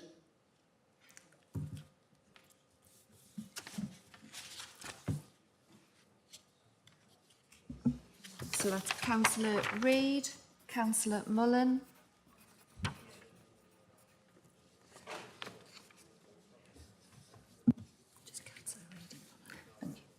Councillor Reid. Thank you, Madam Mayor, I'd first like to say that I do feel sorry for Patrick Mealy because his hand must be so tired after writing all these letters over so many years to the different chancellors and prime ministers. I'm truly amazed that the Labour Party is willing to send a letter to the Chancellor asking for more money for local government. You know, if the last 3 months of Labour austerity or anything to go by, they're not going to get any. And I'll just cover a few quick points here. It was mentioned previously about the sort of the burden and the promise of cuts that were made in certain manifestos in 2010, and it's a very valid point to make, which is Gordon Brown did admit that certain cuts had to be made. But I'll refer back once again to the Labour Party manifesto, which is that it was not mentioned in that any of the cuts that were being made. In reference to the motion from the Liberal Democrats, the committing to preventing local authorities from imposing larger council tax increases, I genuinely would be scared if this Labour Council didn't have a limit at 4.99%, because I have absolutely no faith they wouldn't increase the council tax to as high as they could possibly go. Councillor Mullen and I have just run through numbers from Councillor Smith's question before about single person's tax allowance and the discount. That's 30,000 people that are at risk of possibly losing the single person's discount, 42,000 people that are already losing the winter fuel allowance, but I won't touch on that too much at risk of going off topic. I would say that overall, the Labour Council is dodging every I guess you could say every policy, every principle that it has had apparently for the last 14 years, certainly in the time that I was in the chamber. And to come back to what's been said previously, which is that council tax is a choice, increasing taxes in a choice, and you can't say that we haven't been giving you alternatives every year, because the Liberal Democrats and Labour Conservatives give Labour the alternatives every year that we would do to not increase council tax, starting with reducing councillors' allowance. And I'll end on this, which is that there are several people in the city who will probably be dreading the coming months, you know, whether or not we do lose bus passes and things like that, council tax increases. You know, most people in winter expect a man dressed in red to come and give them presents, but I think Keir Starmer's going to come dressed in red and take people's pensions away. Councillor Mullen. Thank you, Madam Mayor. I'll keep this brief at the risk of being repetitive. I think Labour colleagues are going to, by March, have to get used to the phrase 15 years of austerity, but they've got another meeting before then to practice that. I just want to return to the answer to the question I asked Councillor Smith at the start of the meeting, which does dovetail nicely with this really by accident. And she referred to the £11.8 million that potentially could be clawed back through the council tax discount. And obviously the leader couldn't speak at that time because he wasn't answering the question, but he could take the opportunity now to give us a sense of, if it is handed over to the council as a choice whether or not to keep the discount or to impose it on some, I think, 30-odd thousand people who don't receive the local council tax support, whether he would be minded to do that, or whether his thinking at the current time is to find other ways around it and to keep that in place. If we can also have further details on the point that was made about it would result in an increase in local council tax support payments if that discount is removed, if we can have calculations of how much exactly that'll be. I'm not expecting him to produce that now, but if he could maybe put it in writing or ask an officer to send it over so we've got a sense of what the bigger picture looks like. And just turning to Councillor Smith's thoughts, I think she was kind of reeling me in, and I'm going to bite. It's understandable, I think, that Labour's claims of a black hole inspired thoughts of fictional Victorianism, because that's the new government's political and ideological agenda. But on the subject of Dickens, I much preferred Bleak House. I did study Dickens. If you would like to talk about the role of the Lord Chancellor and Labour's constitutional vandalism to that great office, I'm more than happy to do so. Equally, you can cover T.S. Eliot or Ian McEwan or various others. But I fully appreciate the fictional reference, and I'm certainly not objecting to it as others have done. Thank you very much, Madam Mayor.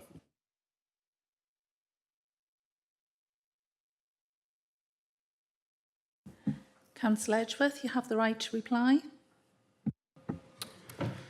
Thank you, Madam Mayor. We will support the amended motion, and I certainly urge the leader on his many visits to London to speak as many times as possible as he can to Angela Rayner to keep the single person discount and to lobby against huge council tax hikes. I agree with Lyle Reid that the spectre of huge council tax hikes, if the limit is lifted, is concerning our residents, and people do speak about that on the doors, and that increasing council tax is a political choice, just like Labour's austerity is a political choice. And again, agree with Anthony Mullen that it would be useful to have more details about what the strategy is if the single person discount is removed and how we can make it as fair as possible to those who are in receipt of it now and who are struggling. Of course, the Leader and Cabinet Member could just choose now to rule out removing it entirely, which would be very helpful and useful to those residents who are worrying about this. Thank you, Madam Mayor.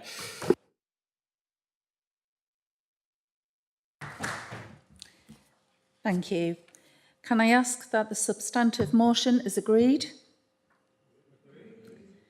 Thank you. We'll now move to the vote on the substantive motion. Electronic vote. Does everyone agree? Right.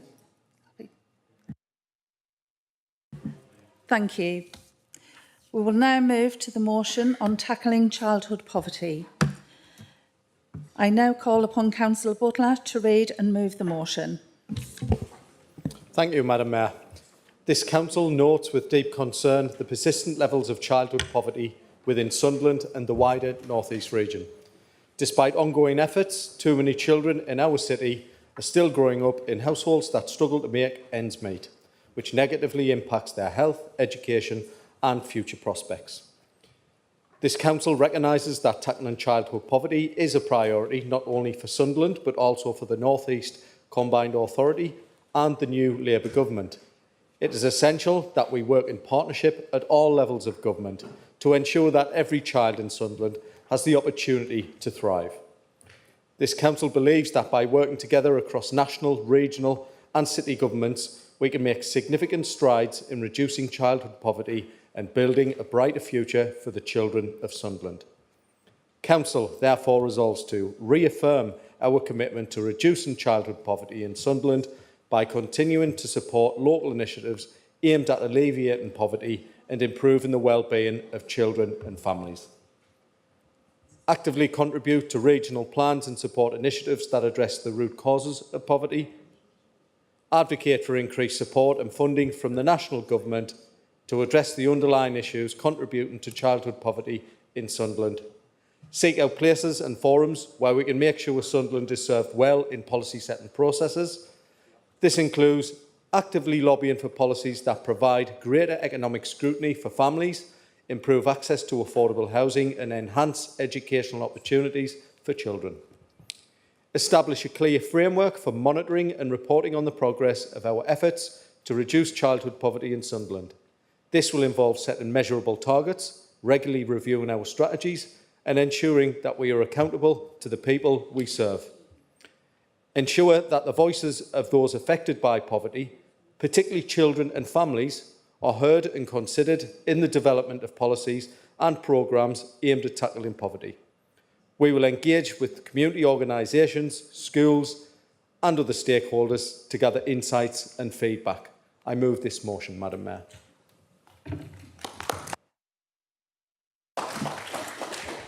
Councillor Jones, do you second the motion? Yes, Madam Mayor, I second the motion and reserve the right to speak, please. Councillor Butler, do you wish to speak to the motion? Yes, thank you, Madam Mayor. First off, I want to just take this opportunity to say thank you and good luck to Jill Colbert, who is our Director of Children's Services, who is off to pastures new. She's done a tremendous amount of work for this council, and I'm sure we're all appreciative of that.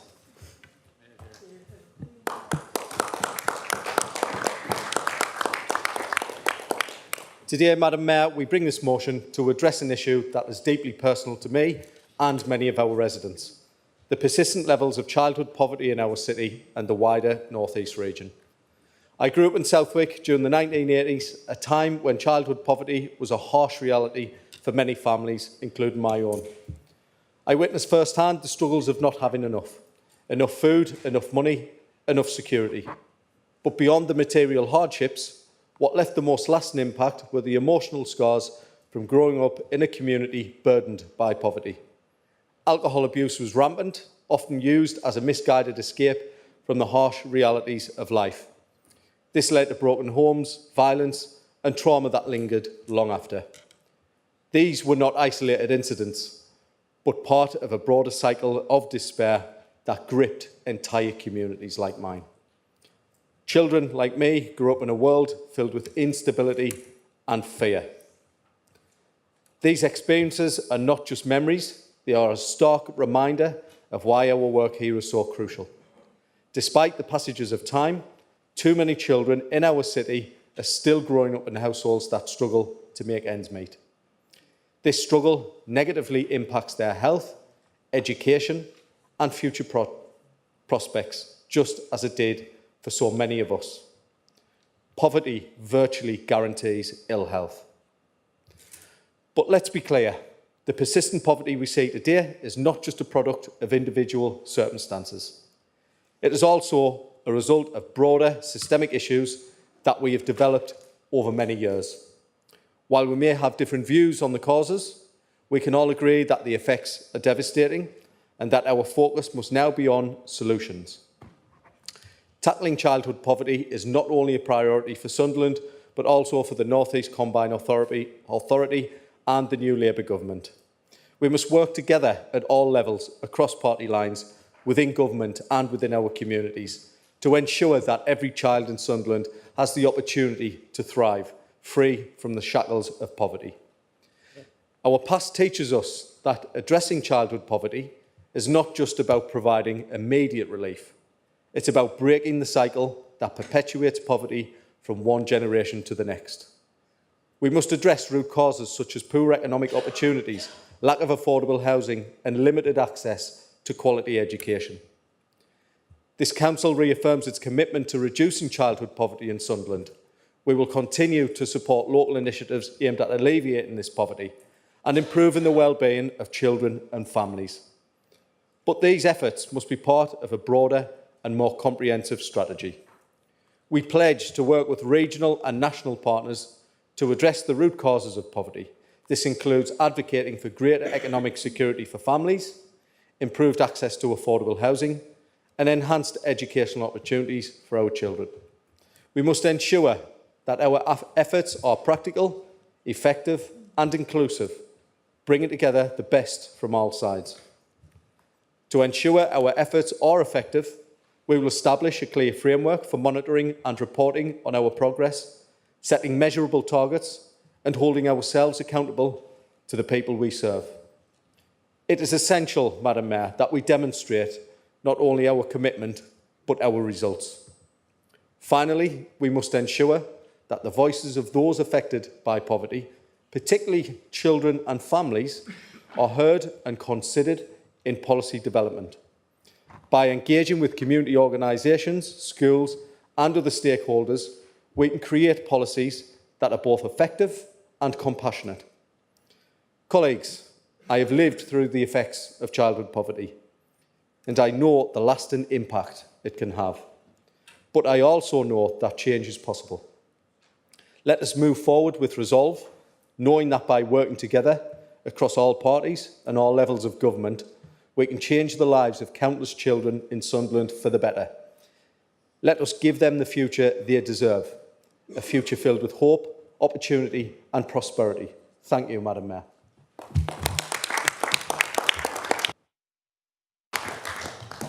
Point of order, Madam Mayor. On what rail? Section 1, Council Procedure Rules, Rule 8.1, duration of meetings. Could I move an extension to the conclusion of this item of business? Thank you, Madam Mayor. I second that, Madam Mayor. Do the members agree? Okay. I understand that Councillor Edgeworth wishes to move an amendment. Councillor Edgeworth, can you read out the amendment?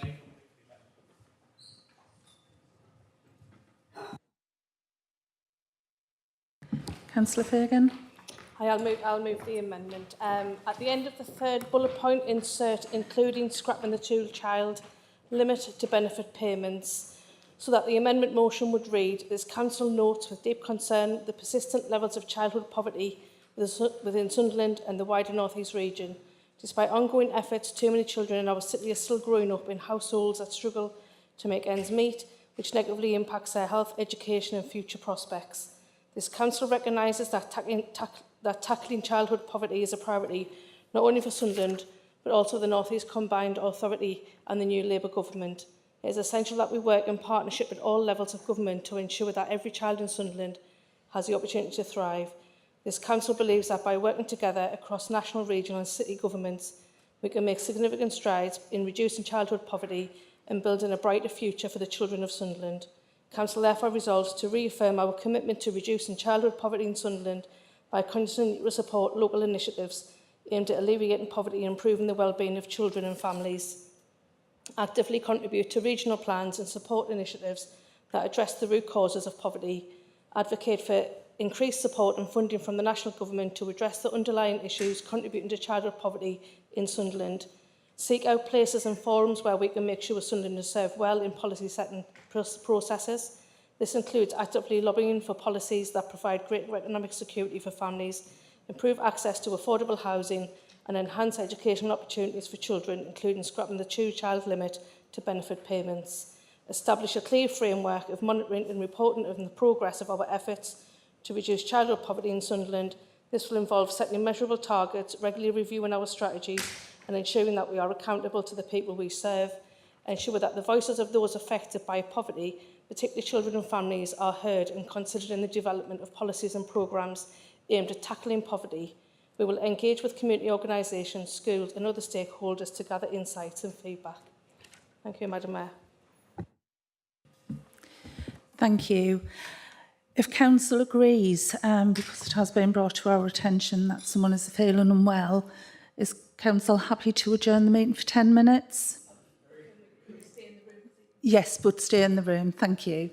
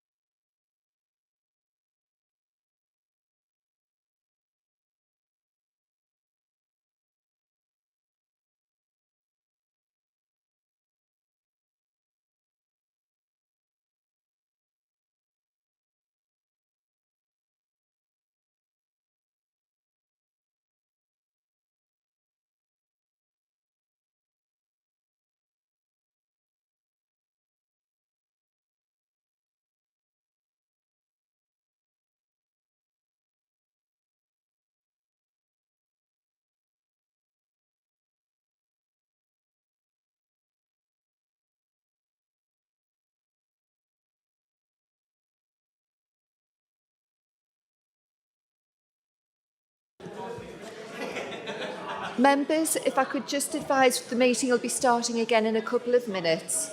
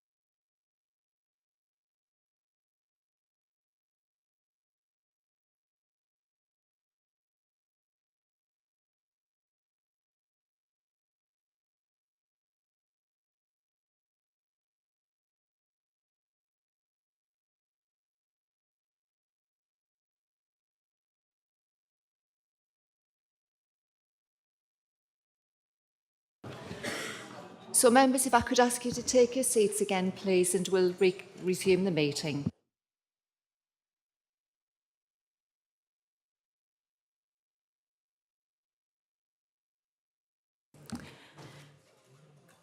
Thank you. Just an update as to where we were. So Councillor Fagan moved the amendment. I will now like to invite Councillor Duncan to second the amendment.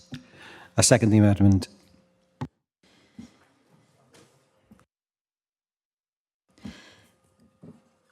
Councillor Fagan, would you like to speak on the motion? Thank you, Madam Mayor. The Liberal Democrats will be supporting this motion. However, we believe that this helpful amendment is needed to focus minds in the Cabinet and on the Labour benches in this chamber on scrapping the two-child benefit. After all, abolishing the two-child limit is, according to the Child Poverty Action Group, the most cost-effective way to reduce child poverty. For some reason, specific reference to this policy is missing from the motion. A cynic may think that this is because the Keir Starmer yes people opposite me aren't prepared to do the right thing and give their backing to a policy which the Prime Minister instructed his MPs to vote against in Parliament just a few weeks ago. And so we are helpfully giving Labour colleagues here a chance to prove that they are able and willing to stand up to their own callous government in a new age of austerity. And of course, I could mention other policies that this cruel Labour government is refusing to commit to as part of its political choice to implement this new age of austerity. Policies like expanding the entitlement to free school meal provision, which Bridget Phillipson won't entertain, but given the seriousness of the subject at hand, I won't talk about those and will stick to the two-child limit. DWP figures show that 1.6 million children in 440,000 families are affected by the two-child benefit cap. Of those families, over 59% have at least one parent in paid work. Abolition of the two-child benefit cap would take 30,000 children out of poverty. If the government's ministerial task force on child poverty is to be anything more than a mechanism to kick this issue into the long grass after an embarrassing rebellion by a small number of Labour MPs with a backbone, then it needs to listen to the range of organisations which are calling for a commitment to immediately abolish the two-child benefit cap. The government must also urgently end the horrific rape clause which requires women to fill in an 8-page form to prove that they have been raped to claim support for a third or subsequent child as a result of the rape. This pushes families into poverty or forces women to relive the trauma of sexual assault in order to claim support they and their children need to live. I hope that everyone will support this amendment so that we can play our part in bringing about the end of the child benefit limit, which punishes children through no fault of their own, and with it the end of the horrific rape clause. Thank you, Madam Mayor.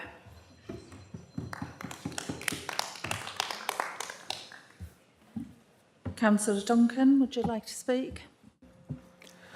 I think there's been enough speaking tonight, Chair.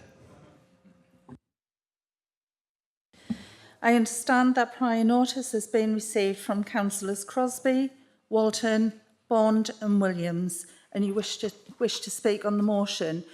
Would you like to speak on the amendment, and would anybody else like to speak on the amendment? So on the amendment, that was Councillor Walton raised his hand. Councillor Bond, Councillor Crosby, Leader. And I know Councillor Williams had indicated. So on the amendment, the speakers are Councillors Crosby, Walton, Bond, Williams and the Leader. And could I just check Councillor Jones didn't wish to speak on the amendment? No. Thank you. Thank you. Councillor Crosby. Thank you, Madam Mayor. Ladies and gentlemen of the Council, I come before you with a topic as old as time, yet somehow we still haven't quite managed to solve it: child poverty. And while I know this isn't the easiest subject to discuss after council tax and winter fuel payments, I promise to keep it short, perhaps as short as the funding the last government allocated to solve it. Now, I'm no mathematician, but I can read statistics, and the numbers are not flattering. Too many children in our community go to bed hungry, lack basic resources, and wake up to a world that isn't offering them opportunities they deserve. Now, I understand tough decisions have to be made when the government is balancing the books. But when we talk about investing in the future, it's not just about building infrastructure or luring businesses to town. It's about the children who will one day be working in those businesses and contributing to our city. Now, I'm not just here as someone concerned about the plight of children.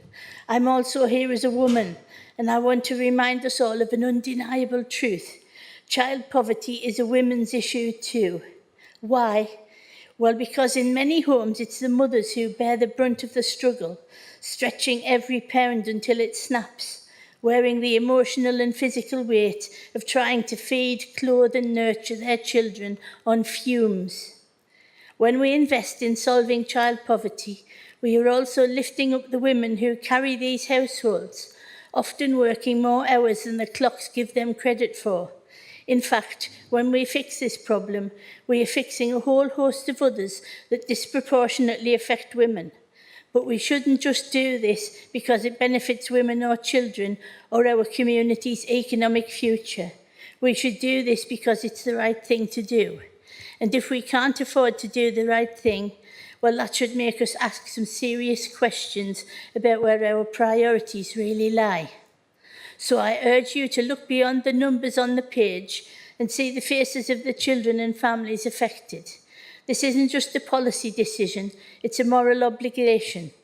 If we are serious about building a thriving, equitable community, then we must assure that no child is left behind and no family is left struggling to survive. Let's make child poverty a priority, not just for them, but for all of us. Thank you.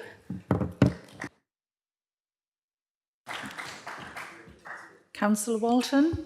Thank you, Madam Mayor. Just to highlight some further points really in support of the amendment to end the two-child poverty cap. One of the most pernicious aspects of the cap, which was introduced in April 2017, is the fact that it affects increasing numbers of children every year. Those children born after April 2017, third child or more in a family, are drawn into this benefit cap. DWP, as stated by my colleague Councillor Fagan, 1.6 million children, that's 440,000 families. And one shocking fact that I read in the CPAG figures is that 46% of children living in a family with 3 children are in fact in poverty. And one further point that feels very significant in ending this cap is not only will 300,000 children be quickly moved out of poverty, but the CPAG estimates 700,000 children will be in less deep poverty. It seems an overwhelming argument that we should immediately end this cap. Thank you, Madam Mayor. Councillor Bond. First, thank you, Mayor. Just a short point. I'm sure members obviously know the reason this cap was brought in. It was partly financial, but it was secondly it was demonising poor families, and we all know that stood.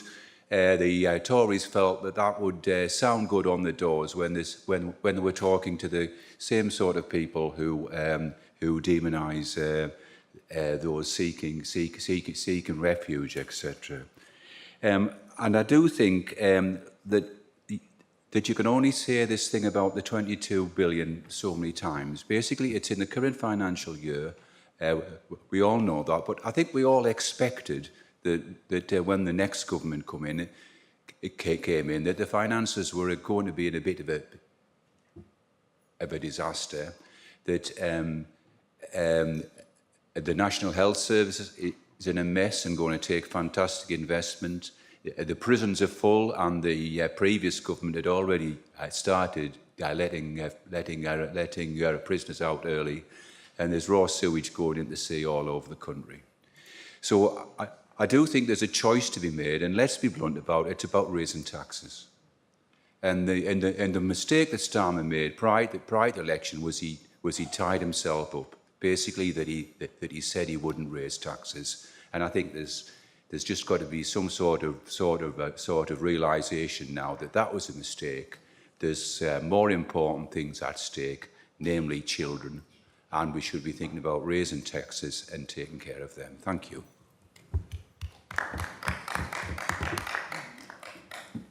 Councillor Williams.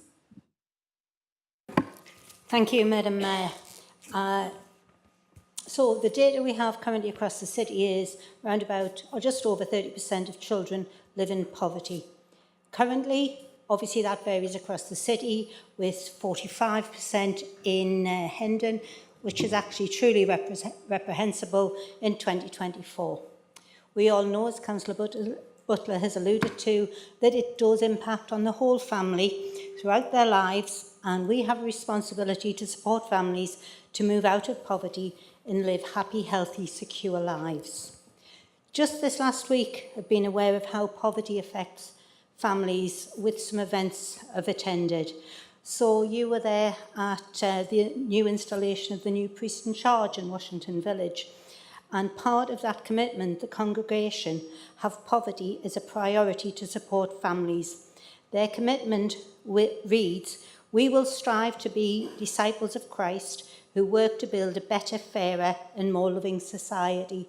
Absolutely, I'm sure we can all subscribe to that. Again, last week, to support the campaign for free school meals for all by the National Education Union, my school hosted a morning. We're a small school in Washington, and our free school meals currently stands at 25%. So although we're not that 30%, what we have are a lot of our families who work really, really hard but aren't able to claim anything.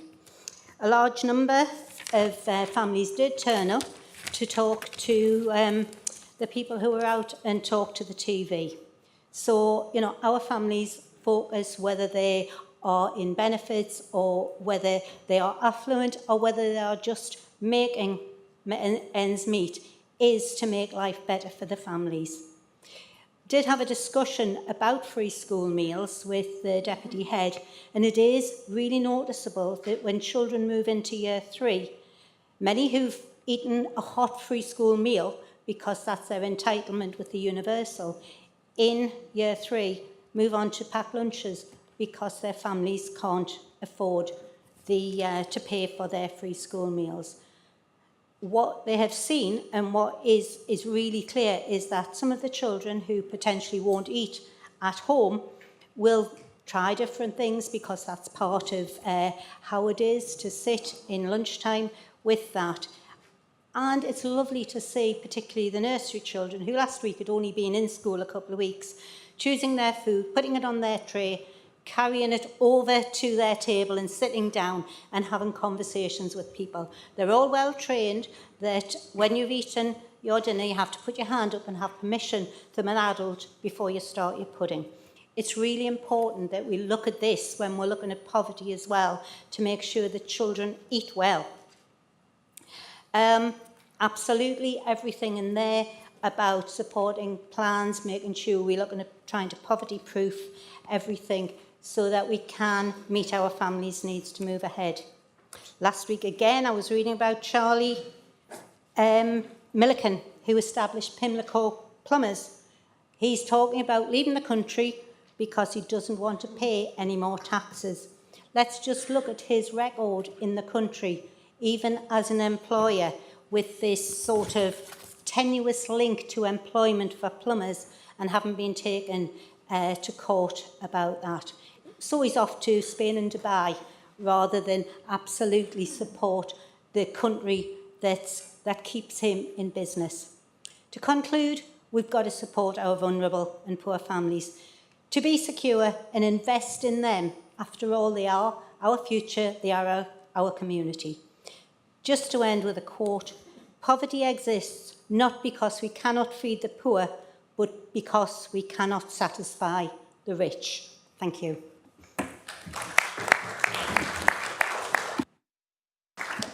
Leader. Thank you, Madam Mayor. I'll be quick, just to say the Labour Group will vote to support the amendment. I think it's just what we're going to do is advocate for that bullet point. It's something that I think the massive majority of us would like to see.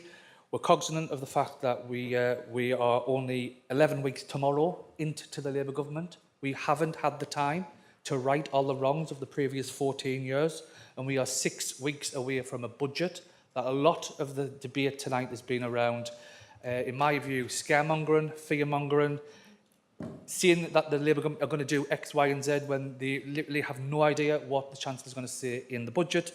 But in terms of this, I would just end on the note that if the coalition government hadn't ended the previous Labour government's child policy reduction work, we probably would have eliminated child poverty by now. Yet it is at a record high. So anything we can do here in Sunderland, working with the Combined Authority, working with the Labour government to end child poverty. I grew up, like Councillor Butler, in Hendon, in a poor household. I know how poverty can affect the life chances of people. It's incumbent on all of us to ensure that we use the office we have for the time we have it to lift as many people out of child poverty. So let's work together on that. Thank you, Madam Mayor.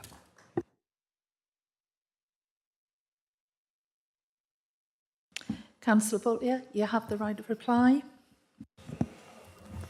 Thank you, Madam Mayor, and thank you to all the members that contributed this evening, and to address a couple of the points. My apologies.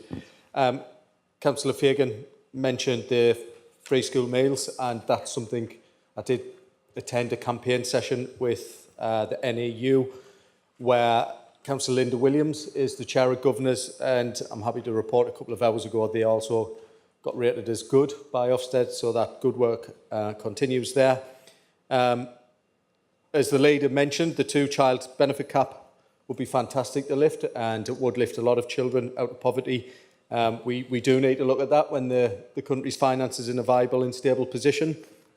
Councillor Mullen, I've got to thank him for sending me a report that he was, I believe, lead researcher on that. I've given it a good read and looked at some of those, and I've also sent it to some officers to disseminate amongst their teams.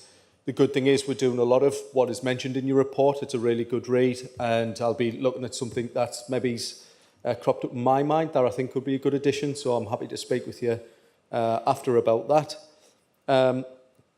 Councillor Crosby, some fantastic points there with regarding women struggling. My mother was one of those women, and she done a fantastic job. And she gave us the skills and the knowledge to try and move on in life and attend schools, of which many years we had 100% attendance, quite simply because you weren't allowed to stop off school, and we used to walk past a couple of schools to get to the one that she wanted us to go to, while pushing 3 kids in snow on times. So just to reiterate, Madam Mayor, thank you to the Liberal Democrats for bringing that amendment. I think it's a welcome addition, and thank you to the Conservative group, particularly Anthony, to sending that report. And just to reiterate, I will continue to work cross-party. Thank you, Madam Mayor.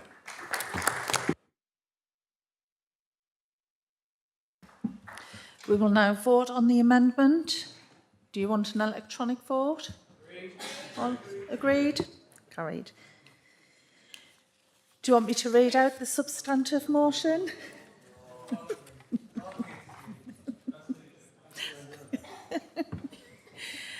Okay, I understand that Councillor Mullen wishes to move an amendment. I would now like to read that out.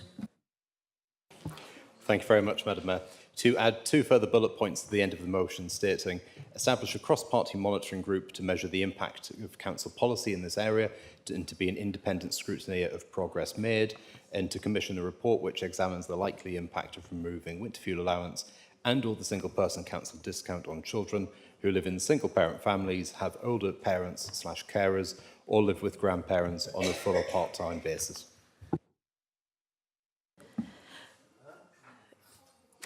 Members, can we have one meeting, please? Thank you. Councillor Reid, do you second the amendment? I second the amendment, Madam Mayor. Councillor Mullen, would you like to speak?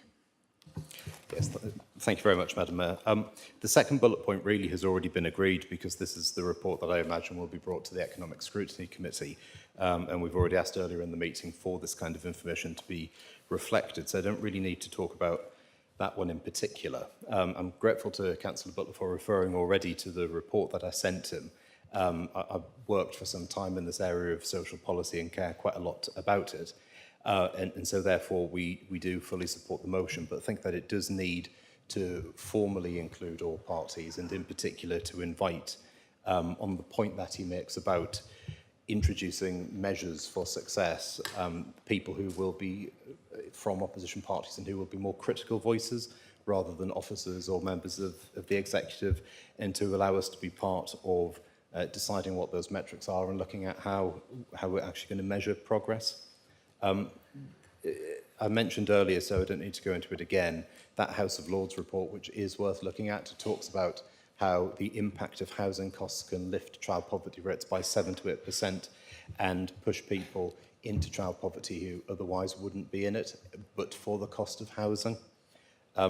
So hopefully this can be agreed as well. The second bullet point, as I say, really I think people have already agreed to, because this is what Councillor Smith is going to bring to economic scrutiny, but we're really just looking for this cross-party group to work on the monitoring of the impact of this. Thank you, Madam Mayor. Councillor Reid, would you like to speak? I'll keep this brief by just saying I know Councillor Butler cares deeply about child poverty, and so I hope we can all get behind this so we can actually try and tackle child poverty in Sunderland. Thank you, Madam Mayor. Would anyone else like to speak on the amendment? Leader. Leader. Thank you, Madam Mayor. Just to tell, we're going to vote against the amendment. The first bullet point sounds awful lot like a scrutiny committee to me that already exists. And again, the single person council discount is hypothetical. We have to wait for the budget, so we cannot vote on something that's hypothetical. So that's the council to reject the amendment. Councillor Butler, you have the right to reply. Thank you, Madam Mayor. I do agree with the leader. Unfortunately, the second bullet point just pads things out a little bit and veers off. I do think there's some work that we can maybe do on the first point, along with scrutiny committees as well. Thank you, Madam Mayor. We will now vote on the amendment. Do we want an electronic vote? So if the officer could open the vote, please. So we're voting yes, aren't we? Yeah. Yes. Is mine loaded? Mine's right. Serving. Actually, that first one is a bit like that housing thing. That's all it is, isn't it? Yeah. Why is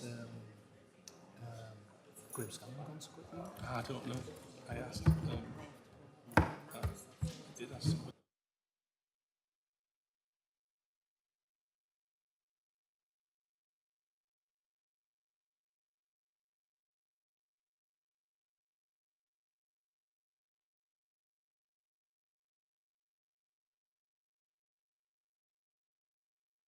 So members, the vote will be closing now.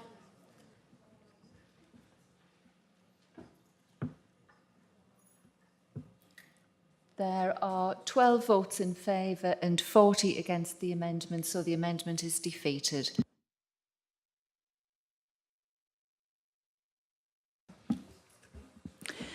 Would anyone like to speak on the original motion as previously amended?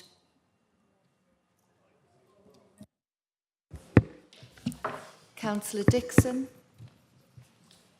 Madam Mayor, can I just check if Councillor Jones wishes to speak? Yes, I do, thanks. So, Madam Mayor, the speakers are Councillors Dixon, Jones and Councillor Butler has a right of reply. Councillor Dixon. Thank you very much, Madam Mayor. It's very late and I'll not go into my own life story, but like Councillor Butler, I was very much affected by personal experiences, mainly through my job as a surveyor and also erstwhile rent collector for the NCB. And I saw lots and lots of poverty through housing. This ranged from NCB houses with lavatories at the bottom of the yard to terrible private landlord properties. And then we had other properties that just were neglected. And the main reason that I'm speaking tonight is to sort of try and encourage Councillor Butler to put a little bit more sort of meat onto what he's saying. I mean, improve access to affordable housing, that's great, and the general sort of line, totally agree with. But I know I've worked with Councillor Johnston on homelessness and asylum issues, but I would like to try and encourage what others have said, that we have a cross-party discussion about this issue, which matters so much to us. We've all got experiences of it. My worst was in 2007-8. It was a Labour government, as it happens, when houses were being repossessed. I'd get a key, I'd go inside, and I'd be upstairs in a kid's bedroom with a little sort of children's thing on the wall, and their family had been thrown out of the house, and the whole family structure was destroyed. I did actually encourage Gen 2 at the time to buy a lot of these properties up. We were only about £30,000 each at the time, and to my eternal disappointment, they didn't take that up. But it's just another example of what Councillor Butler said about personal experiences. So I would like very much to be part of, or colleagues part of, a cross-party discussion on issues such as housing, which is so central to the childhood poverty. But I'd like to congratulate you, Councillor Butler, on the motion and the sincerity with which you gave it out. Thank you. Councillor Jones. Thank you, Madam Mayor. I'll keep this short because I know everybody will be itching to get home, but I thought it was very important to mention that with 4.2 million children living in poverty across the country and 120,000 in the North East, I often wondered how high these figures actually had to go before meaningful action was going to be taken. And I'm inclined to think if there hadn't been a change in government, absolutely nothing. So I'm delighted we now have the political will that's been missing for so long. So in a short space of time, we've seen both national and local prioritisation to address the important issues. In August, we saw the first meeting of the Child Poverty Task Force with the UK-wide child poverty strategy expected by spring 2025, as well as our North East Mayor, Kim McGuinness, launched the North East Child Poverty Reduction Unit. And that's why I am happy to second this important motion, Madam Mayor, because I believe under a Labour government and a North East Labour Mayor, this Labour Council will endeavour to do all that we can to eradicate child poverty and build a brighter future for the children of Sunderland, Washington and the coalfields. Thank you, Madam Mayor.